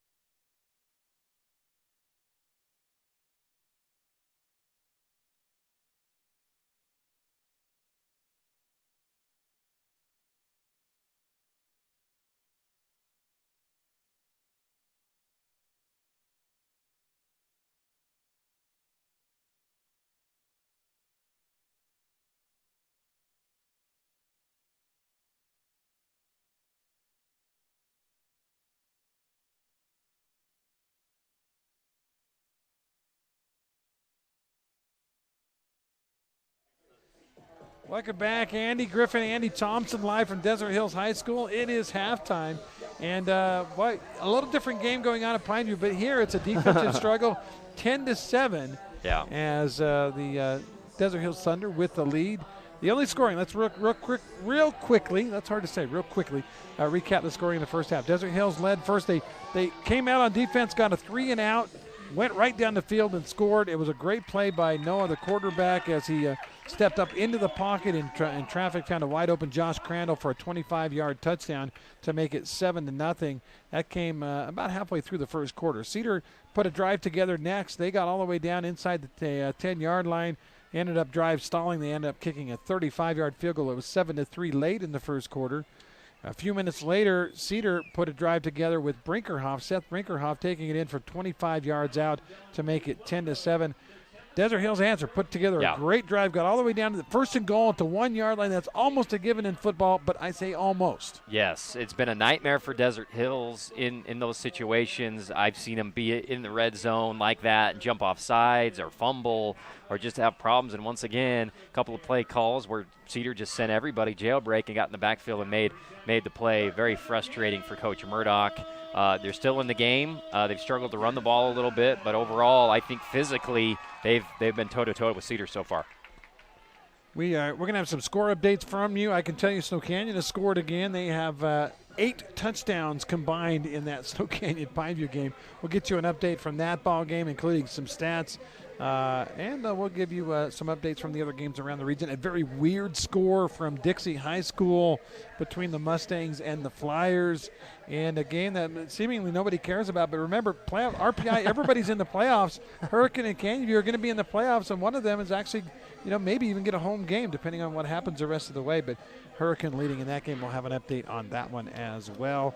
Andy, as I think about the first half of this game, a lot of missed opportunities, in particular for this Desert Hills team. They had a couple of really good drives, and in particular that, you get inside the 1-yard line. And even they had no gain on first down, so 2nd and goal at the 1-yard line. They have a couple of shots, didn't go under center, didn't go bigs. Instead, they stayed in the spread, and it ultimately cost them. Yeah, they had a huge conversion on a quarterback sneak where Noah went under center. It worked like a charm, and like you, I think I was surprised that they didn't go back to that on 1st and goal from the 1 in the red zone. Ethan Ford's done an admirable job, but they really haven't been able to move the ball. Their success running the ball has been when things break down and Noah tries to make a play. And throwing the ball, Cedar's been, aside from that broken play to Crandall, everything's been difficult for Noah to find guys early in his progressions. He's having to run around a lot and try to make plays. And Cedar's been doing really good defensively in the secondary on the Desert Hills pass game. Again, you harken back to the Camping World Keys of the game and talking with Josh Bennett of Cedar. He said, we're going to make Desert Hills beat us with sustained drives, not big plays. Yeah. The only score Desert Hills got was a big play. Yeah.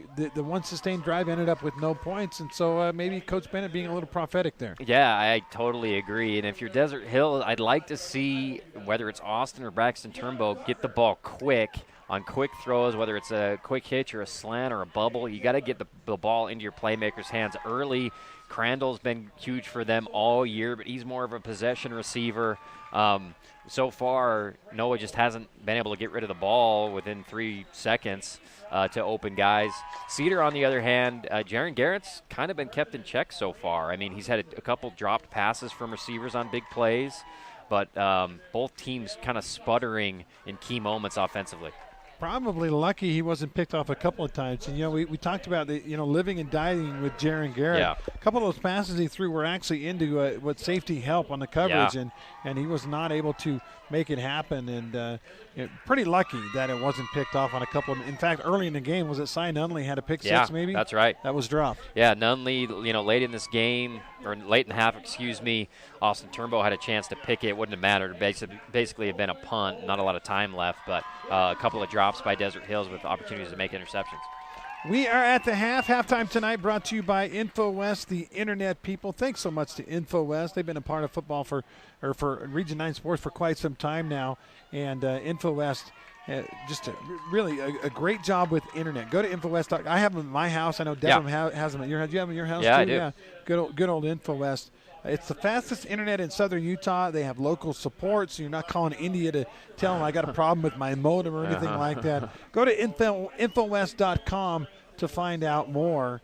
And stats today brought to you by Wilkinson's. Light it up. Region 9 takes state from the light experts at Wilkinson's. Lights, fans, fixtures, and so much more. Contractors and homeowners can rely on Wilkinson's across from Fiesta Fun in St. George. We don't have actually any numbers statistically in this game, but I feel like Noah's had a pretty good half. It's just the running game has not been there for these guys. No, it hasn't. We haven't seen EJ at all. We haven't seen Zach Ford at all.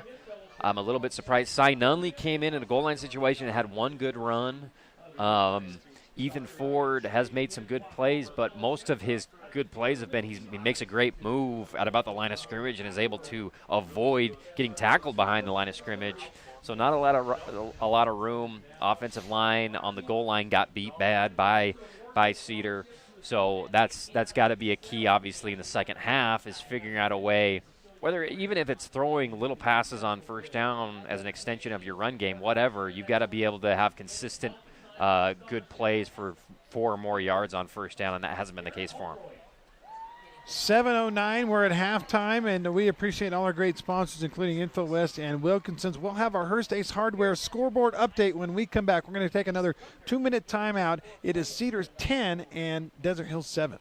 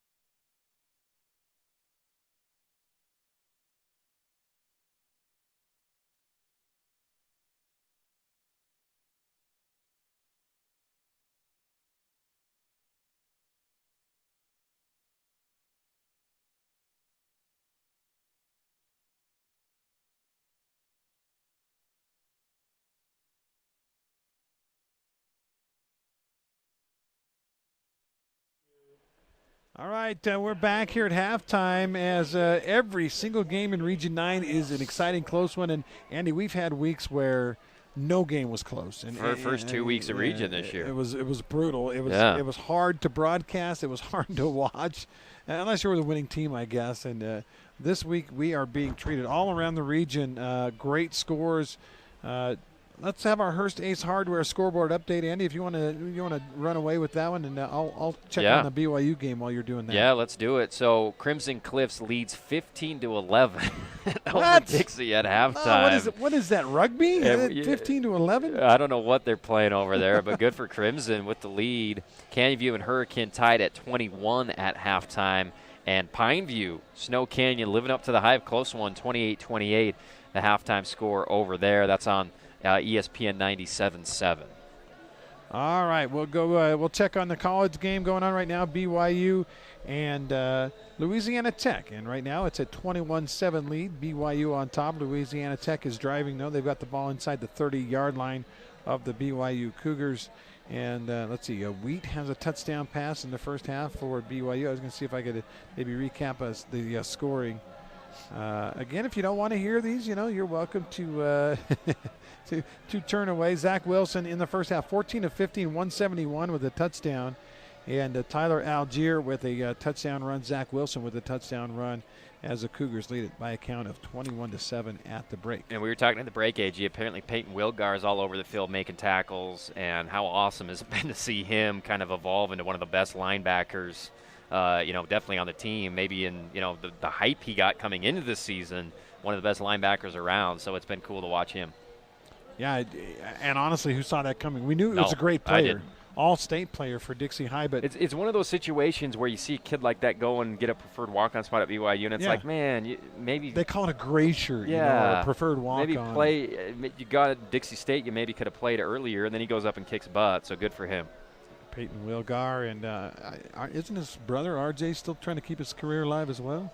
Oh yeah, I think he is, and Hobbs has gotten some snaps up there. Yeah. It's been cool to watch those guys.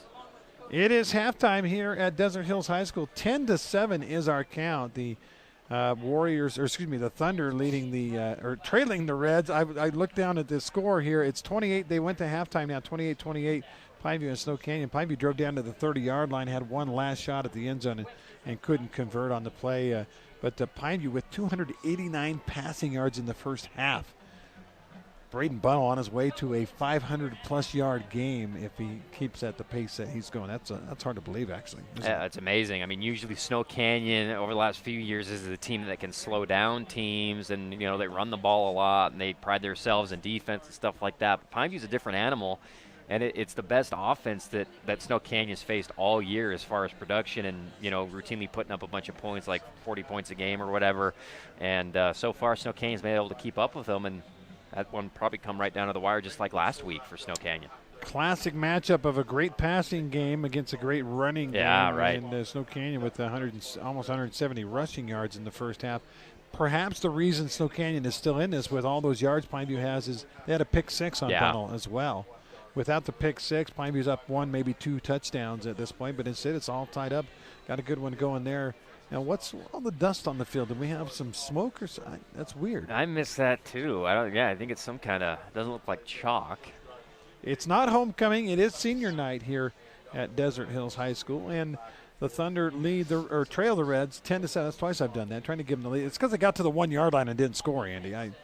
Little confused. Yeah, they feel like they should be up, but if we can, let's take a minute to talk about Uncle Hank here. Now, I'm telling you, man, that's my favorite part of your show, your Rush highlight show. Yeah. It's online. You can watch the video. I'm glad to hear it because I was about to put him down and say, look, don't we've take, had enough. No, do not take we've had Hank enough off of the that show. crap, but I'm Hank, glad to hear that you're a fan. Hey, at the end when he I don't know if he's saying his name or whatever, it's hard to understand it, but it's awesome, man. I love that dude. Yeah, he does a good job, and he follows, Utah high school football, and takes a lot of pride in picking games. And he was spot on for his first few picks up in Region 1 and some of the northern regions. Yeah. We'll see how he does tonight. He picked Snow Canyon to win. Well, so far that game is all tied up here. We're a 3-point contest. I love Uncle Hank. If you want to watch him, what's the best way to get a hold of the Rush? Go to ESPN Radio? Or Sports Radio 977. SportsRadio977.com, CEC TV. Our partners do such an incredible job producing that show for us. It's been a blast, and it's been fun to get a bunch of participation from the kids and stuff like that. So it's been great. We've got 2 minutes till the second half. Let's take a final 2-minute break. It's 10-7, Cedar on top of Desert Hills. We got a good one in the second half. Stay tuned.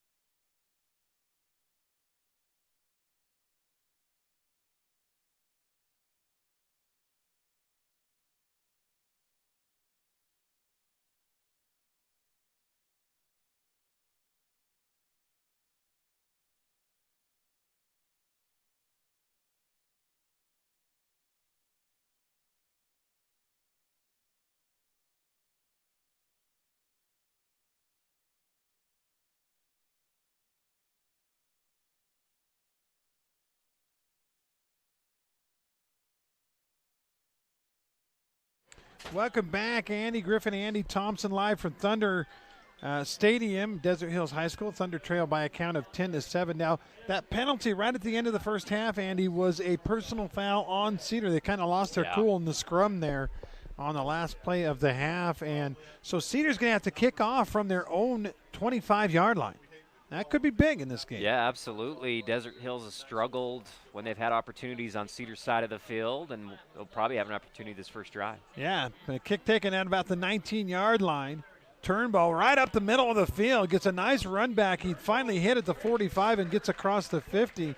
Untouched, though, for the first 20, 25 yards of that return. Yeah, he is so good at just going full blast, full speed ahead, not doing a lot of dancing. He's a smaller, kind of quick guy, but he's so good at just making progress upfield.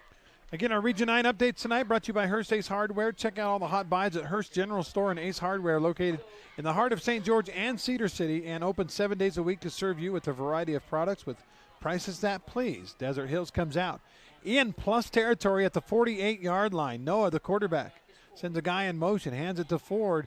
Ford trying to find somewhere to go. The running game hasn't been great, and again, they bottle him up. One thing about Ford, he's really hard to get hands on, but once you get hands on him, Andy, he doesn't go very far after that. Yeah, you're right. And just not very big. First time we've seen kind of a stretch play out to the left, just a straight handoff and trying something a little bit different, and doesn't work.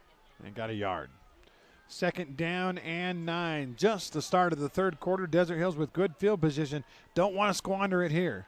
Noah to pass, little wide receiver screen out to the right side to Crandall. Crandall with room to run to the 40, to the 35, and pounded out of bounds near the 30-yard line. Yeah, took on Torres, big hit on the sideline, but I love that. We haven't seen enough of those plays. Just get it out to your athletes quick and allow them to get upfield, and that one paid off. Again, real quick, the scores before we get going as the ref blows the play dead for a second. I think somebody lost a helmet or something. 21-21 Hurricane and Canyon View. 15-11 Crimson leading Dixie. And 28-28 Snow Canyon and Pineview tied at the half. We're the first team to start the second half. And Desert Hills down by 3, trying to get something going. And that pass to Crandall got him a first down at the 31-yard line. They reset things. I'm not sure what the holdup was, but here we go. First down and 10 from the 31. Handed to Ford, and again, Cedar blitzing the A-gap, nowhere to go, and that's tough. On the play, first guy there was Peyton Murray. Yeah, great job by Murray. He's got to have 2 or 3 tackles behind the line of scrimmage so far tonight. Good job. TFL's, Andy, tackles for loss. That's right. Brian White doing a good job disrupting the play as well. White actually gets a lot of carries at running back, also plays linebacker, and you see why. He's in on the play. Second down and long, a loss of a couple. Noah to throw over the middle. Ball is not caught. Tried to get it over there to Turnbow, but ouch. He took a crunch there. He did. He went headlong right into a Cedar player on a low pass.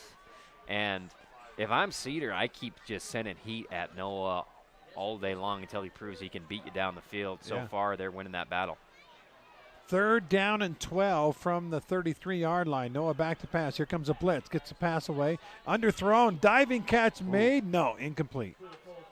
And just as I say that, they bring heat. He makes a great throw. It's a little low, but should have been caught once again. He had to throw it all the way across the field, but hit the receiver in the chest. I believe the intended receiver on the play was number 2, Austin Turnbow. Yeah. Could not quite make the diving stop. And now fourth down and 12, and kind of no man's land at the 33-yard line. I guess you got to go, huh? Yeah, they've been aggressive all game long, and that trend will continue here on a fourth down. BYU score update here in a minute. Cedar shows blitz. Noah looks over to the coach. Coach Murdoch says, no, change it to this. And we're ready to go on fourth down and 12. Noah to pass. Quick hitter on the bubble screen to the wide receiver. He's got a long way to go, and he's not going to get there. Wow. Gain of about 2 yards on a little screen out to the left side to, I believe, Lincoln Holmes, number 26. Is that right, or was it 28? Yeah, I think it's 26. And a weird play call. It was designed for a little bubble with a lot of yardage to go on fourth down. It was almost like, are they going to do a double pass here? But he obviously threw it forward. It was forward, yeah, and he would have had to break about 3 tackles to get anywhere close to the first down. Really curious play call. Didn't do it. So ball goes over on downs after a gain of 2 on 4th and 12, and Cedar takes over at the 30. Jaron Garrett hands off to Brinkerhoff. Brinkerhoff room to run to the right side to the 25, trying to get outside to the 30. Somebody got a hold of his shoulder pad, and they're going to hold him there, but he will have another Cedar first down. Man, running to that right side, Brinkerhoff, that's where he's had all of his success.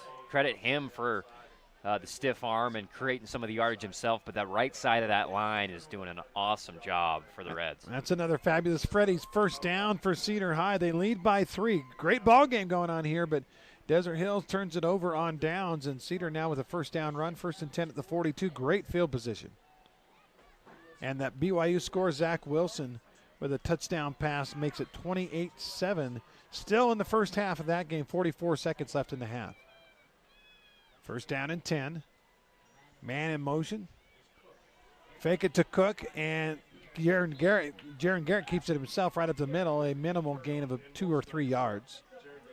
Most of his runs tonight have been just on passes where he decides to run, or that quarterback draw that's worked so well. We haven't seen him keep it a ton on the zone read stuff. That's where he's had a ton of success this year. We'll see if he gets more opportunities running the ball on zone read plays. Where we got more? Is that dust coming in? We got dust floating in over the field. It's almost like there's a fire out of our eyesight, but definitely smoke or dust coming in. Garrett back to pass, throws it over the middle on the slant, tipped up in the air and nearly intercepted. Incomplete pass.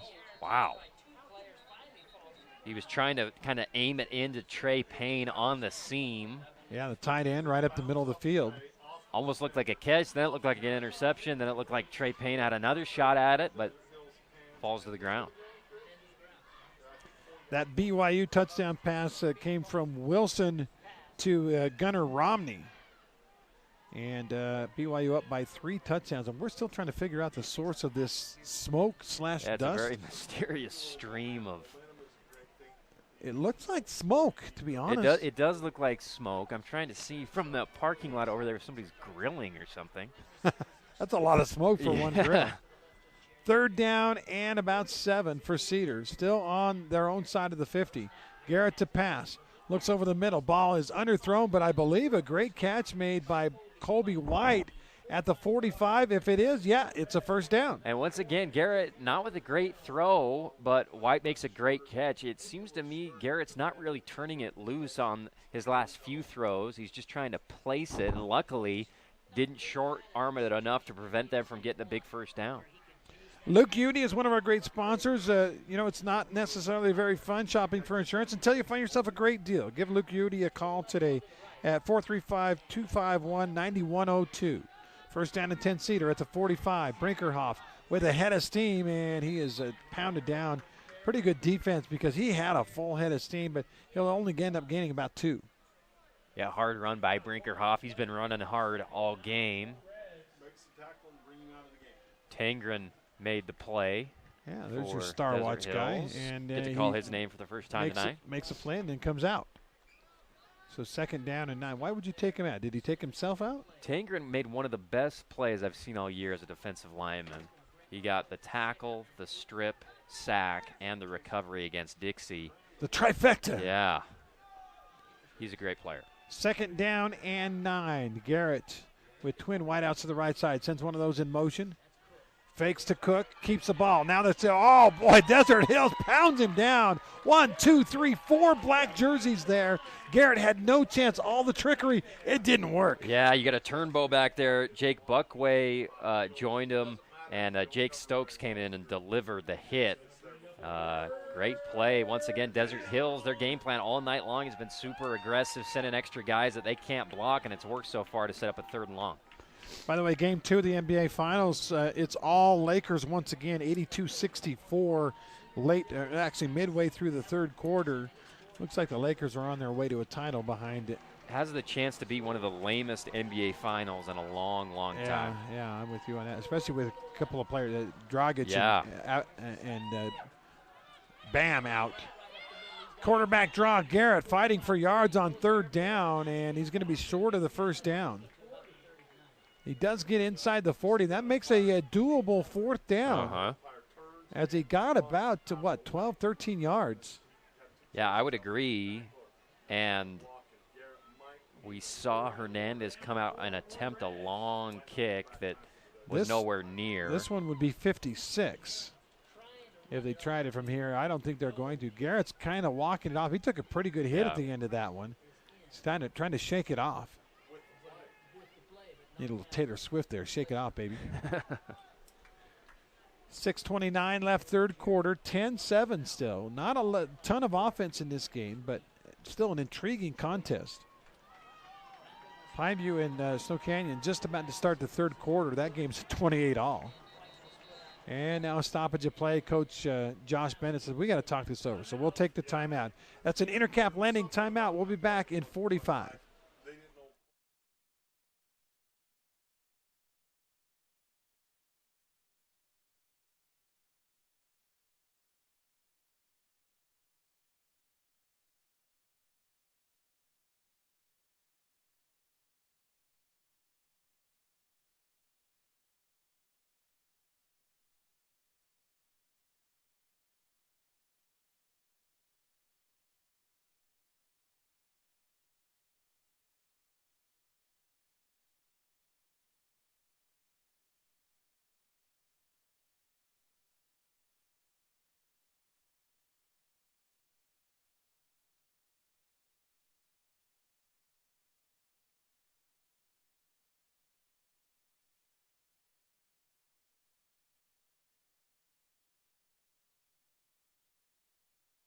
Welcome back. Andy and Andy here from Desert Hills High School. Cedar's going to come out with the offense on 4th down and 4.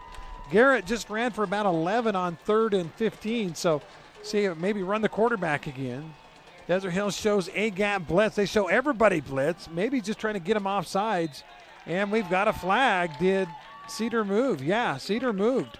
So it's going to be 4th down and 9, and now maybe you send the punter out, huh? Yeah, it looks like it. They were – I don't know if they had a play call, if they were just going to do a hard count type deal, but it backfires if that was the case.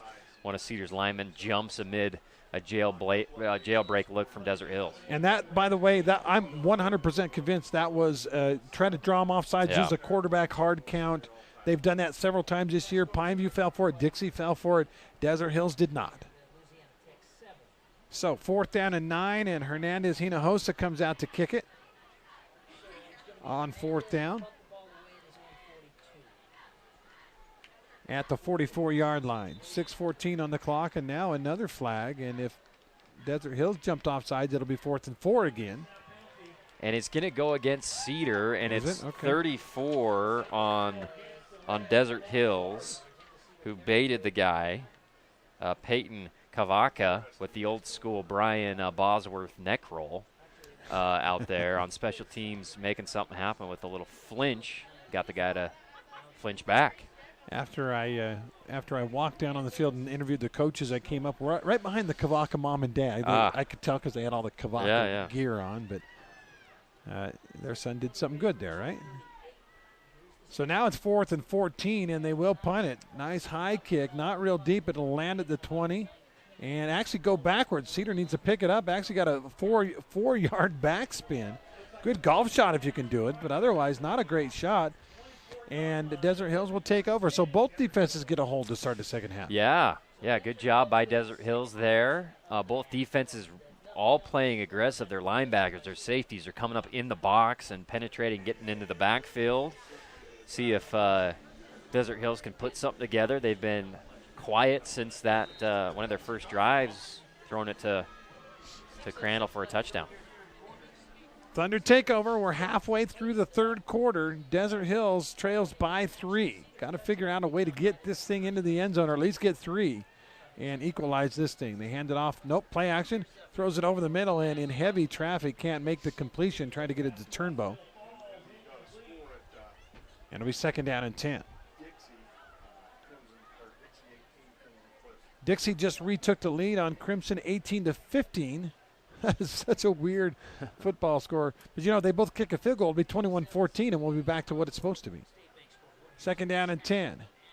Quarterback keeps. He faked it to Ford and really paid for keeping the football. Might have got a yard on the play, and it's going to bring up a 3rd down and 9. And if you can't run the football, and Desert Hills' running game has been almost non-existent, and you're relying on a sophomore to throw the football. Yeah, that one-dimensional, it's tough.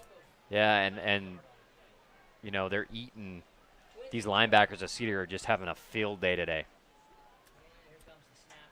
Third down and long. Noah to pass. Throws deep over the middle in traffic. It is picked off on the tip drill. Colby White comes away. It went right off the receiver's hands, and Colby White was Johnny on the spot. Yeah, it's too bad for Noah because he was able to stay in the pocket. He had a deep post and a shallow post, and just a better play by Cedar in a high-traffic area to make the tip drill pick. So Cedar with great field position. That is, believe it or not, the first actual turnover of the game. We had some turnover on downs, but that's the first turnover of the football game. Yeah, I don't know what the answer is for Coach Murdoch, who's calling the plays tonight for the Thunder. When you can't run the ball and everything down the field is covered up, you think maybe throw it more horizontally and try to get it to Turnbows or whatever, but haven't done a lot of that tonight. That one was just a post pass that was well covered. Defenders all over the place. Receiver tried to make a play, went high. It was a little bit of a high throw, went off his hands and right to White. And now another timeout on the field. That will be the second of the half by Cedar. So if it comes down to a last-minute situation, they're only going to have one timeout left. We'll take a timeout with them. An Intercap Lending timeout. It's 10-7 on our one-loss scoreboard.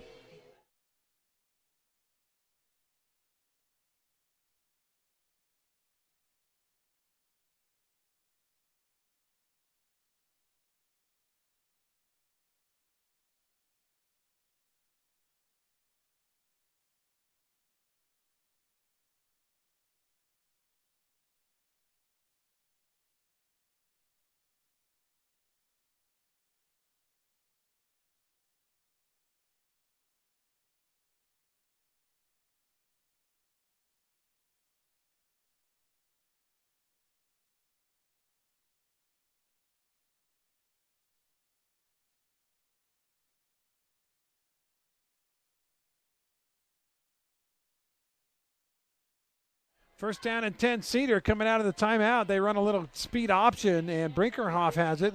Makes a tough run on the right side. Actually should have been down right at the line of scrimmage. He'll gain about 4 yards. Good for Brinkerhoff, and I think Cedar can kind of make an adjustment here and run the ball more with Brinkerhoff and with Jaron Garrett. Not just the zone read, but that option look has been fairly successful tonight. They haven't had a ton of success throwing the ball. And now they have a 2 running back set with Brian White back there, too. Brian White back there, yeah. And he's the one that gets it and runs it right up. No, that was actually Brinkerhoff that got the carry on second and about 6. And he got, let's see where they spot it, down to the 37. So it'll be third down and about 3. And if I'm Cedar, I'd run it here and maybe run it twice in a row, especially the right side of that line where they've had most of their success. By the way, they've gone to the fourth quarter, just going to the fourth quarter at Dixie High. It's Dixie 18 and Crimson Cliffs 15. See what happens there. I think I said 2 field goals would make it a football score, but not really. 21 to 18, that wouldn't really be football. Maybe 3 field goals. All kinds of misdirection leads to a Garrett keeper. They had a guy in motion, fake to him, had a running back, fake to him. Another guy come across was Brinkerhoff, and all that was just window dressing for a Garrett keeper. He got 3, and it's 4th down and 1. Yeah, good job by the defensive line, and then Caden Lloyd coming in and making a play. Now a huge play coming up in a close game here in the third quarter. They'll spot the ball, looks like right at the, I'm going to say 35 and a half, 35 and a quarter. They've got to get it to about the 34-yard line. So a yard and a quarter on 4th down for Cedar. Garrett with 2 backs with him. Desert Hills showing blitz. Garrett to throw. Quick hitter. A little screen to the left side. It's complete for a first down. Good play. They had the DBs on man coverage, had to play off. And they're like, all right, let's get it to Cook on the quick. No, Colby White on the quick hitter. I love it. I mean, that's a Josh McDaniels 4th and short play. You trust your receiver and your quarterback enough not to screw it up. Easy pitch and catch. And then he made a good play after the catch to easily get the first down. First down and 10, Cedar on the plus side now at the 27-yard line. A touchdown here would go a long way for them to them winning this game. As Garrett still with the 2 running backs, White and Brinkerhoff. Hands to one of them. No, fakes and goes to the pitch to Brinkerhoff. Brinkerhoff breaks a tackle at the 27, gets inside the 25 to the 22, and all kinds of flags come flying out. I'm going to guess face mask. Yeah. Love that play. Little fake. and pitch out. Options have worked tonight for Cedar, though we haven't seen a ton of them. Wait for the penalty to be marked off, but if it's a face mask, will be a first down. Otherwise, it's just short of a first. And a personal foul on Desert Hills. He did not say face mask. Personal foul. Did he like put his hand to his head like it was a helmet to helmet? No, I didn't see any motion other than the personal foul. I thought it was a clear face mask, but he didn't motion that. Another timeout. 2:50 to go in the quarter. We're going to keep it right here for this timeout. Give me a chance again to thank one of our great sponsors. They include Team D Auto Sales. Team D won't be beat, now offering consignment. Go see Jason and Parker at Team D Auto, 488 East St. George Boulevard, or you can check them out online, teamdautosales.com. Been 3 timeouts in this half in weird situations. Yeah, in a close nothing game. to do with the clock. Yeah. It's a third quarter. It's a 3-point game, and they're throwing timeouts out like they're nothing. So Cedar comes out after the personal foul added to the end of the completed pass. That'll put them actually at not first and goal, first and 10 at the 11. They can get a first down inside the 1-yard line. Garrett, again, they've come out with this 2-back set in the second half, one on either side of Garrett. They send a man in motion. That's Cook, fake to him, wants to throw the slant at the goal line, and a great catch is made. And no, the ball was incomplete, but there is a flag. They're going to say the DB got there early, Andy. Yeah, it looked like he had it for maybe a second, that it was torn out, but they're going to get Lusk being a little bit too physical, but better to get a flag there than give up the touchdown. You could make the argument he got there at the same time as the ball. Yeah, it wasn't. Yeah, I agree. I don't think it was egregious. We don't have the luxury of a replay tonight, but yeah, I felt like it was pretty clean DB play, but the ref took his flag out right away, and he was certainly a lot closer than me. So the penalty will mark it closer now to about the 6, so it'll be second down. The first down marker is right inside the 2, so second down and about 4 from the 6. Handoff. Trying to get to the corner, running for the end zone. Nope, he's going to get cut down inside the 5-yard line. Brian White with his first carry of the game. And that will be a gain down to the 4, so second down and 2.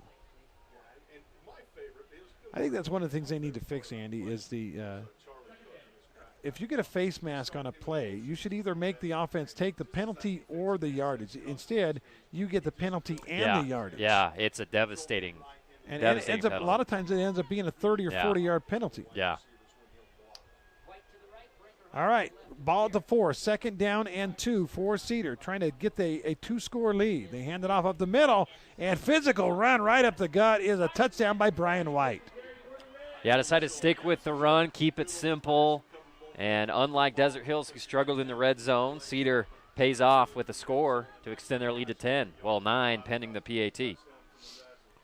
16-7 now. The Simply Wisdom Teeth extra point coming up by Hernandez would make it a 10-point lead. Already it's a 2-score lead, but this one would make it a nice even 10-point advantage for Cedar. But Desert Hills has had their chances certainly here in this ball game to take the lead, to make some plays. They haven't been able to get it done. Now it's a 2-score lead, and the Thunder have got to find some offense, Andy, if they're gonna have a chance in this. Yeah, Cedar's, like the goal was, keep the big play out of Desert Hills' reach, and that's what they've done. And Desert Hills is in desperate need of something, and they might have to come on special teams. It might have to come on a turnover when they're on defense, because their offense has been struggling all game long. Still waiting on the kick. I'm not sure what the holdup was there, but I don't know if they had the wrong football or a tee or what, but now we are going to have our extra point. Simply Wisdom Teeth extra point here to try to make it a 10-point advantage for Hernandez. The snap down, the kick is up, and looked pretty good. It is good. We'll take the break. 1:59 to go in the third. Cedar now with its biggest lead of the game on our one-loss scoreboard at 17-7 Reds.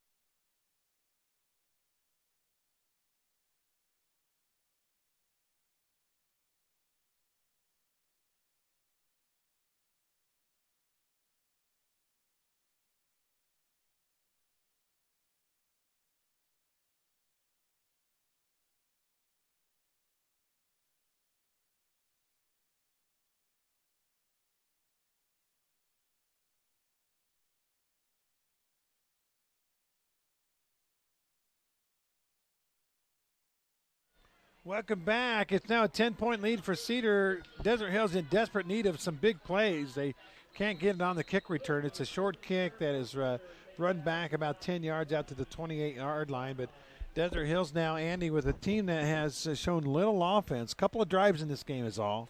First one of the game and then one right before the half that ended up with no points. Other than that, their offense has been pretty quiet. It has, and, you know, in the first half they did try to throw it down the field a couple times. They got a pass interference call.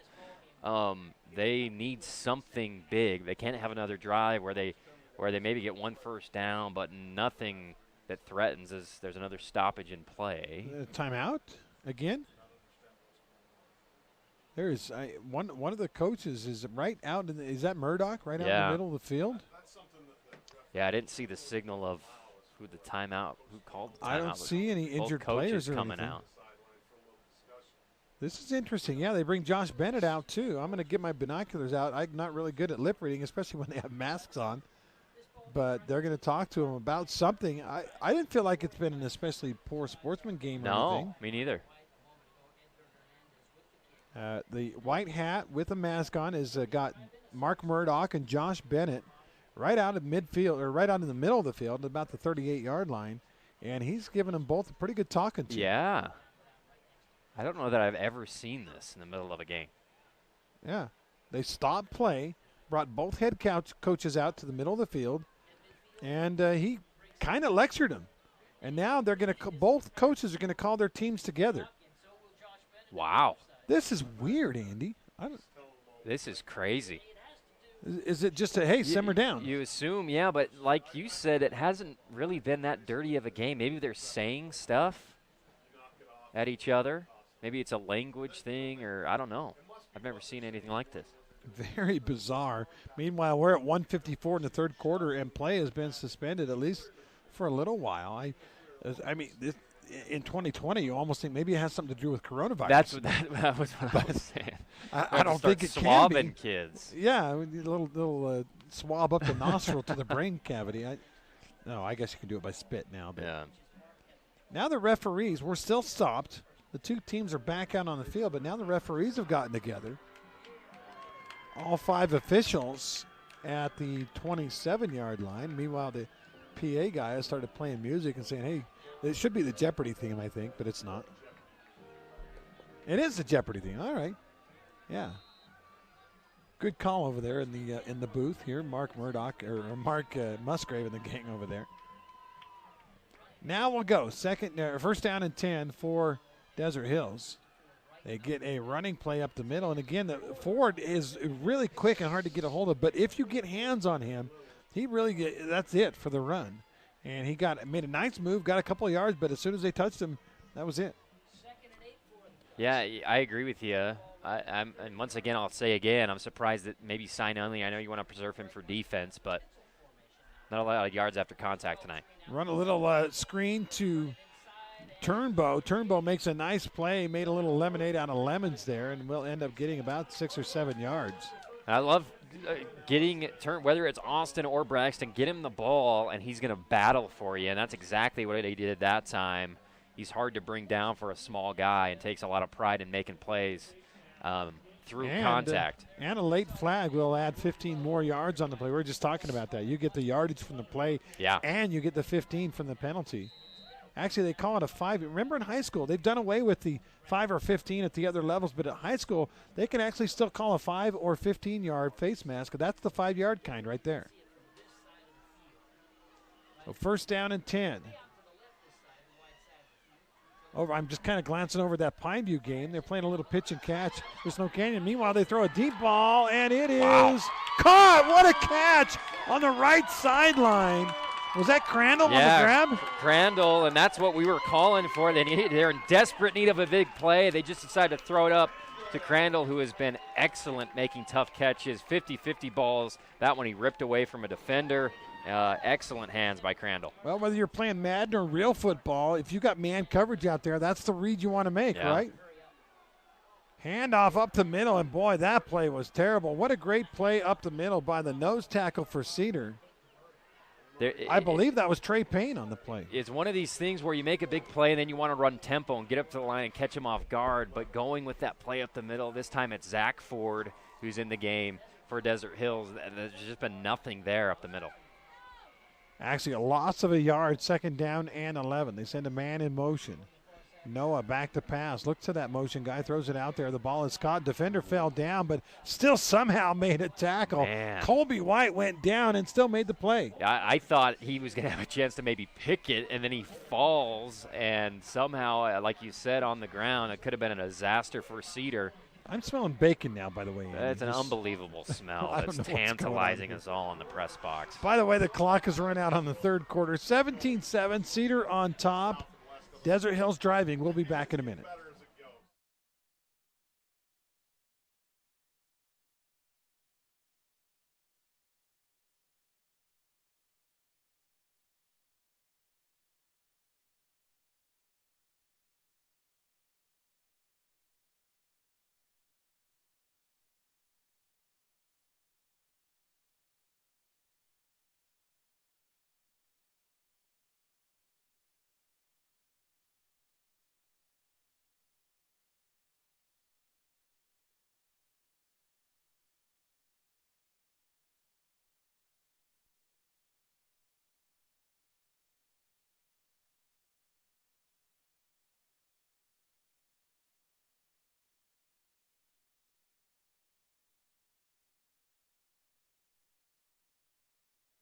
I think we've decided somebody's got a Traeger or something down the row here.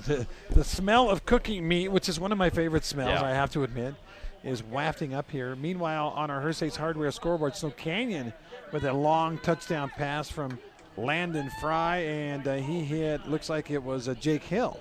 And the Warriors lead 35-28. Here back live at Desert Hills. Catch made on the left side will be short of a 1st down, but Desert Hills on the move inside the red zone now. A couple of flags fly up late on that one. I didn't see. There's one in the backfield. Noah was down on the ground. Maybe roughing the passer? So it's either unanimous or multiple fouls. Yeah. Our compadre up here in the booth, Chris Holmes, says that's either unanimous or multiple fouls because there are multiple flags. Roughing the passer against Cedar. It is roughing the passer. And ineligible man downfield against the Thunder. Man. So that play didn't count. And we'll do 3rd down and 8 once again. And once again, in kind of a weird situation, Desert Hills has a great opportunity with a penalty, but then shoots themselves in the foot by a lineman going a little bit too far and miss out on a big gain. So 3rd down and a long 7, short 8. Desert Hills got to have some points on this drive. Noah looks left, throws deep in the end zone. Got a guy out there. It's a touchdown. Beautiful throw, beautiful catch, and the Thunder have cut it to 4 on the grab. I believe Austin Turnbow. Yeah, and that was a play that the identical situation they ran last week against Hurricane with Turnbow. He was looking his way the whole time. Little double move. Gets behind the defense. Beautifully delivered ball by Noah. Austin Turnbow. Got the great grab, a beautiful throw by Noah. I would say that is about the best throw I've seen him make. Yeah. Certainly in this game. Definitely. So, extra point pending. Simply Wisdom Teeth, extra point. Lefty kick is up and right down the middle, and we've got a 3-point game. 11:49 left in this contest. Oh, baby, we got a game at 17-14 on our one-loss scoreboard.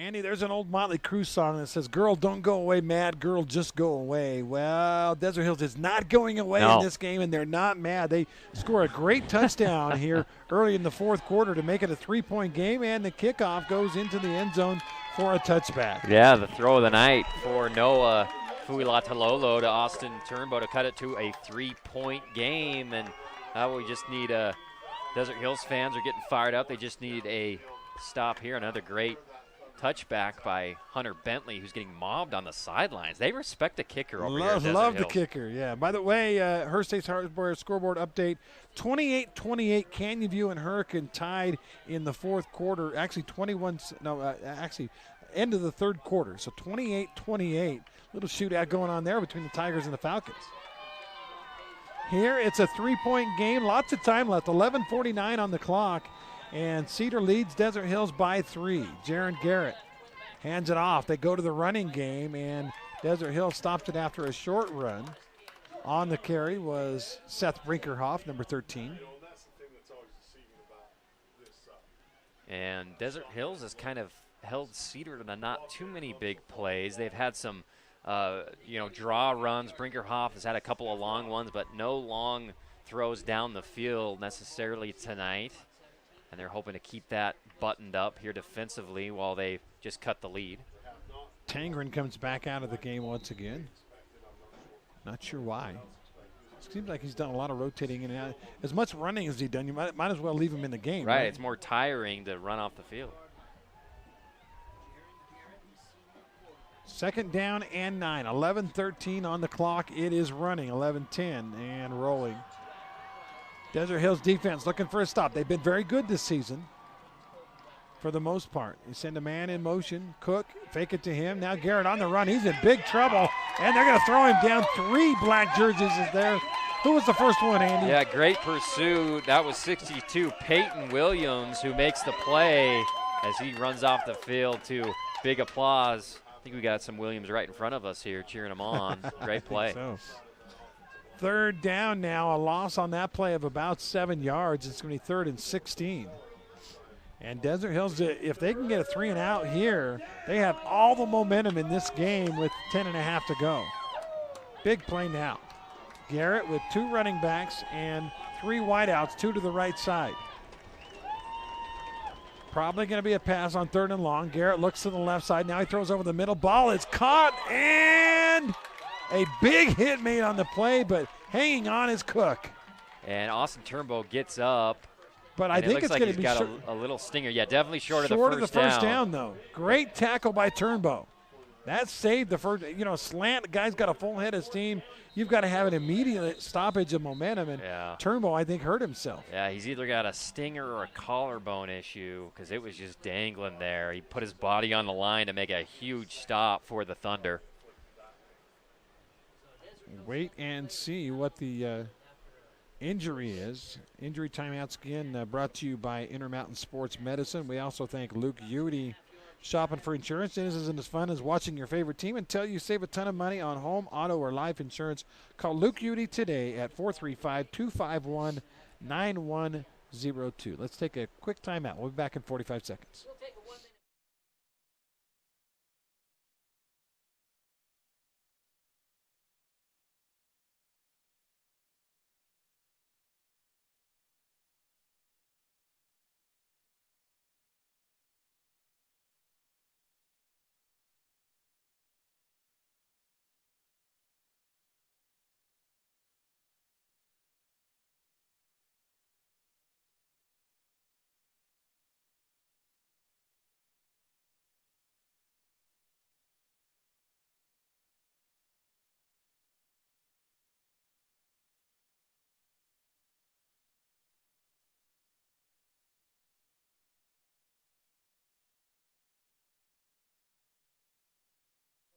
We are back at Desert Hills High School. They are actually going to come and punt it before we could get back from commercial break, but then Cedar moved and we have a false start, so it'll be 4th down and about 7 yards to go. Cedar is in punt formation, so Desert Hills got what they wanted. They got to stop. The punter runs to the right side. It's a rugby kick, and he kicks it high and out of bounds. Catch made by Turnbow on the sideline. I guess he's okay, huh? Yeah, good news for Desert Hills fans. Turnbow looks to be feeling okay. And he just threw the ball 40 yards across the field, too. I guess his shoulder's all right, too, huh?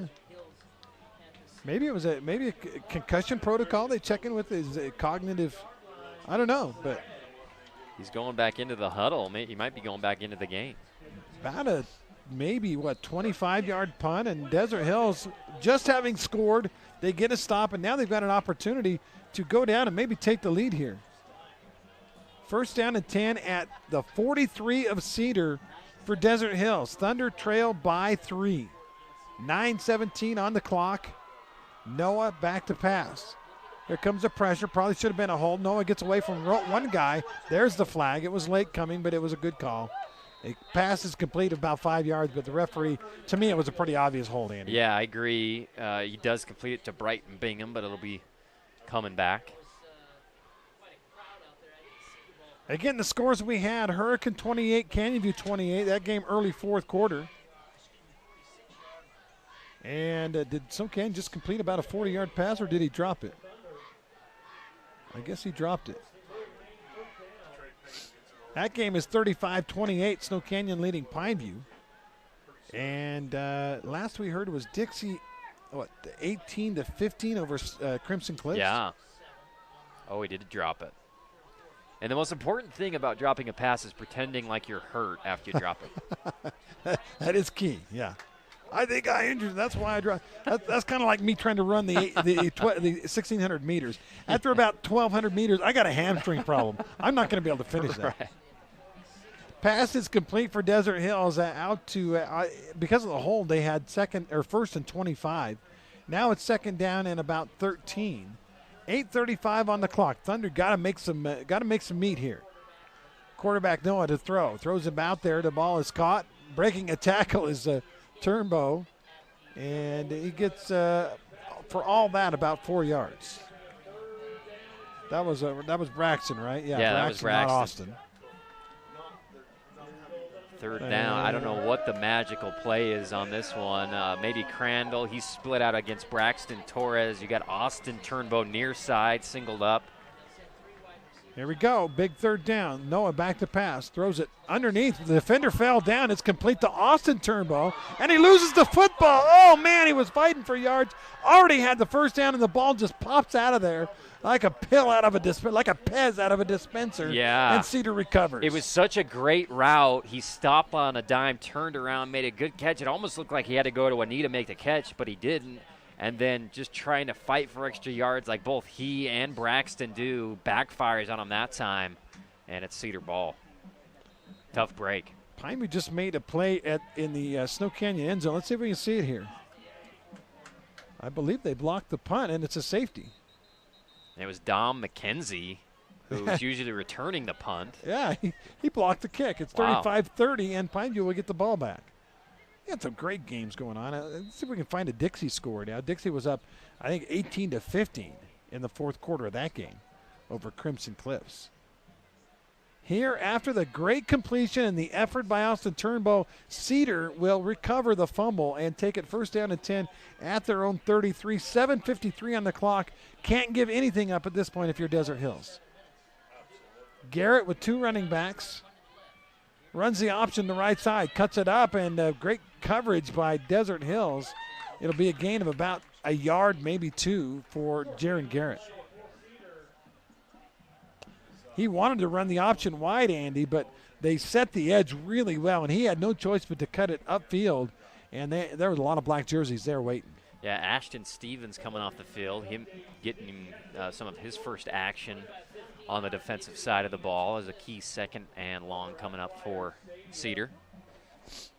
Second and 9, ball at the 34.5-yard line. 7:15, that clock is running quick now.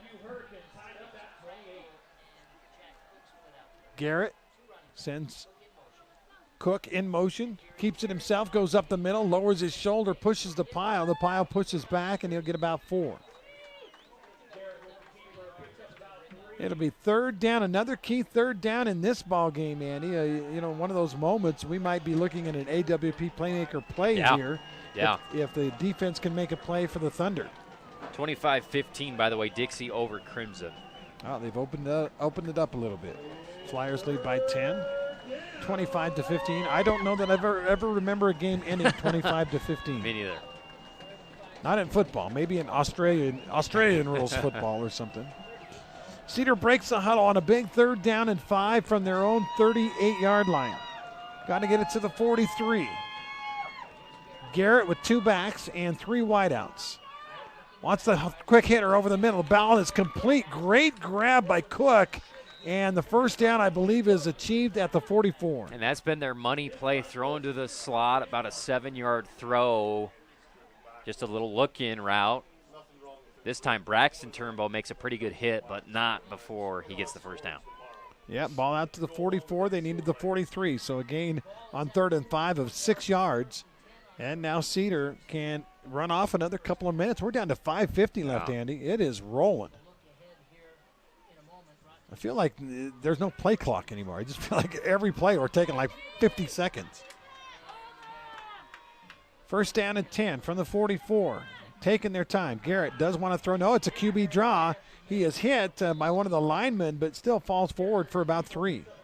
Tangren dives and makes a play on his legs. That play has gone for huge yards for Cedar, especially on first down.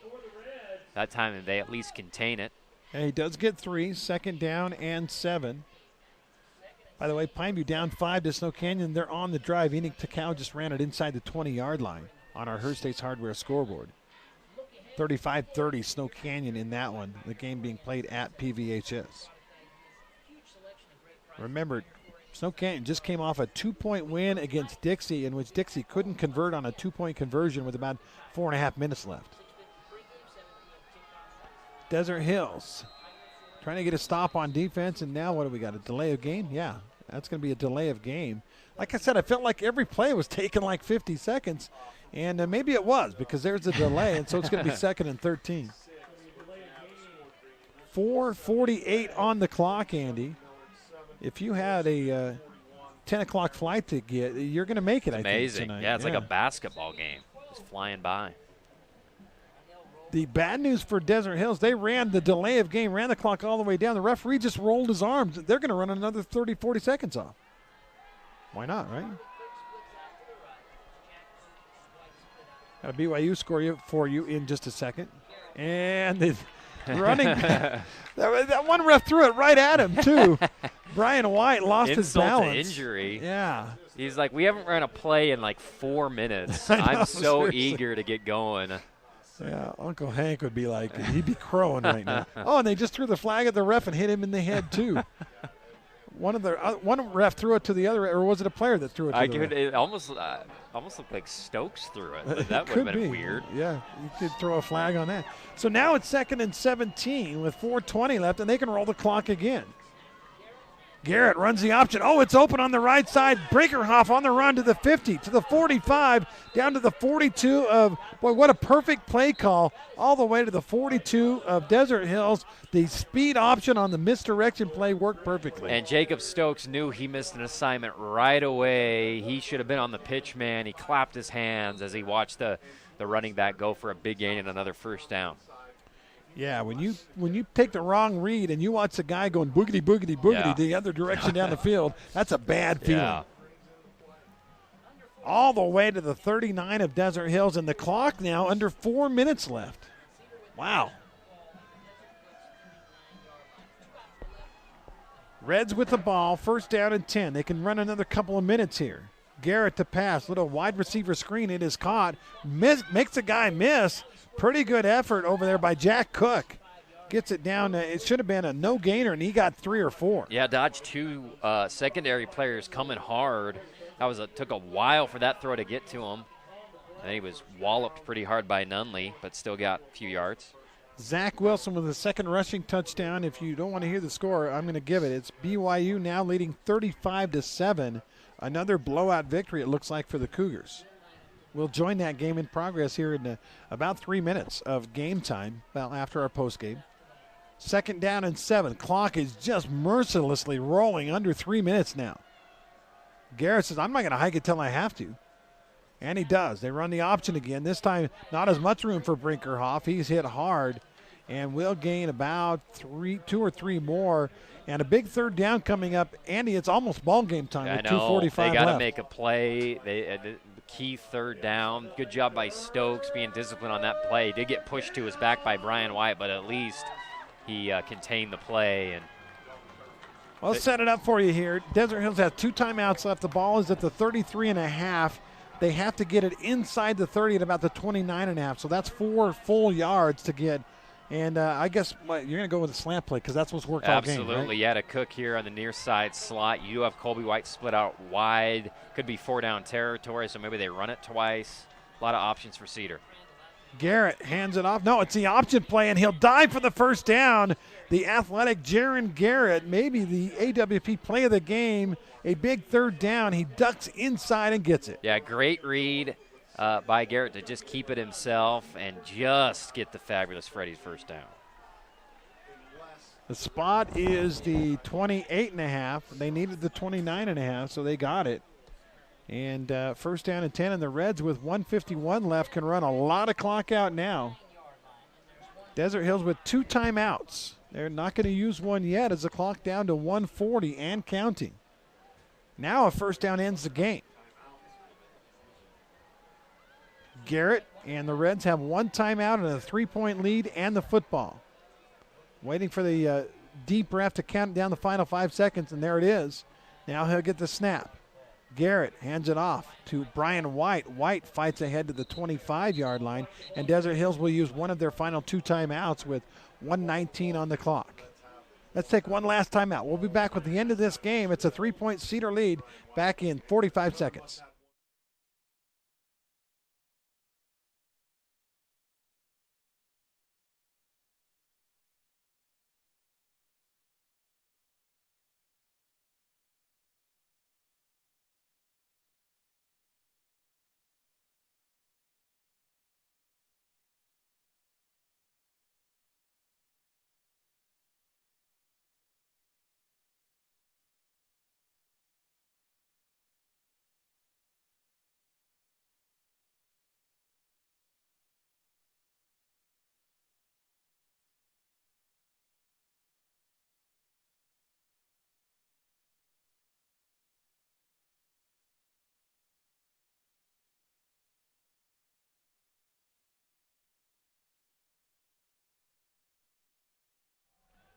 Real quick update, BYU 35-7 now over Louisiana Tech. BYU has scored on its last 4 drives. Louisiana Tech has punted on his last 5 drives. That's the makings of a blowout right there.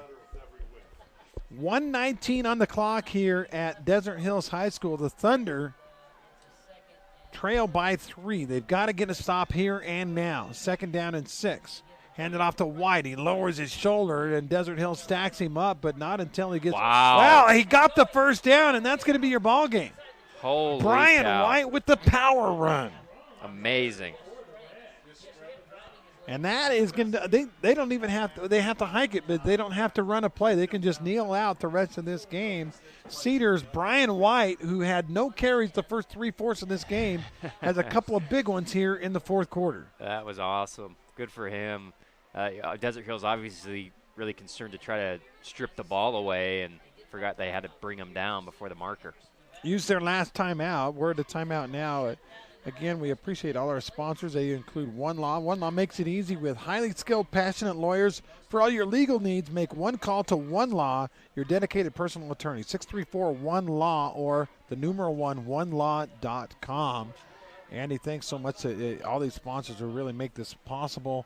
We had a great ball game, but it's going to kind of have an anticlimactic ending. And by the way, Pineview just took the lead. They score on 3rd and 1 as Enoch Takao makes it 36-35, and they'll probably go for 2 at this point.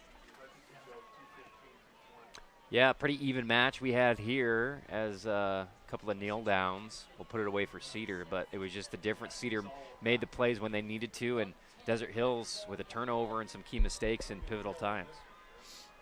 Quarterback that doesn't go under center. They get the weird spread formation, victory formation. To me, I would be a nervous wreck. I hate that. Yeah. Yeah, if I was the coach. Go under center, snap it, and kneel down. Don't do this because that ball has to travel in the air. Yeah. 5-6 yards, and the guy has to catch it.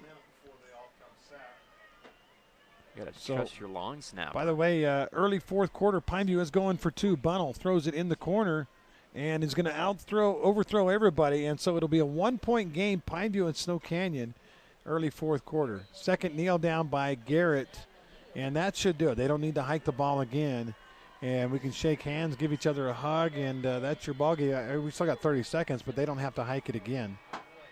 And Andy, in this game, we thought it would be close. We thought it would be a defensive battle. Right. And it really it lived up to the billing. I just hate the way it ended. Now, I know Cedar's happy they were able to use the 4-minute offense, they call it, and run the clock out. But, man, it would have been nice to have Desert Hill maybe one shot at it. Yeah. I guess that one turnover, the one fumble we had in this game turned out to be the key. And I feel bad for Austin Turnbow because he was awesome tonight. He put his body on the line. He got a touchdown pass, both sides of the ball, and they just ripped it out of his hands. And, that was probably the biggest key play negative-wise for Desert Hills. But good game all the way around, and good for Cedar getting another win. All right, we're going to take a 45-second break, come back with an abbreviated post-game show, hand out some awards, and then we'll go to BYU Louisiana Tech. Right now it's a final, 17-14. Cedar comes on the road and gets a win at Desert Hills. We'll be right back.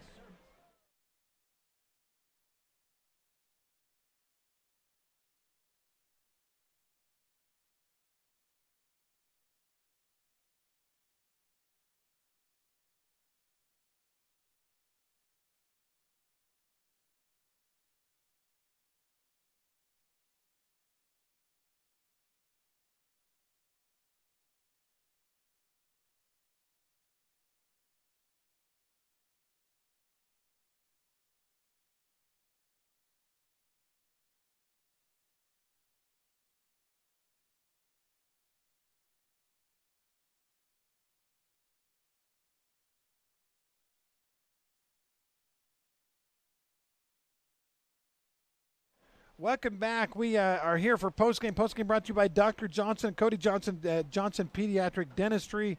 As it's a wrap here, 17-14, Cedar wins.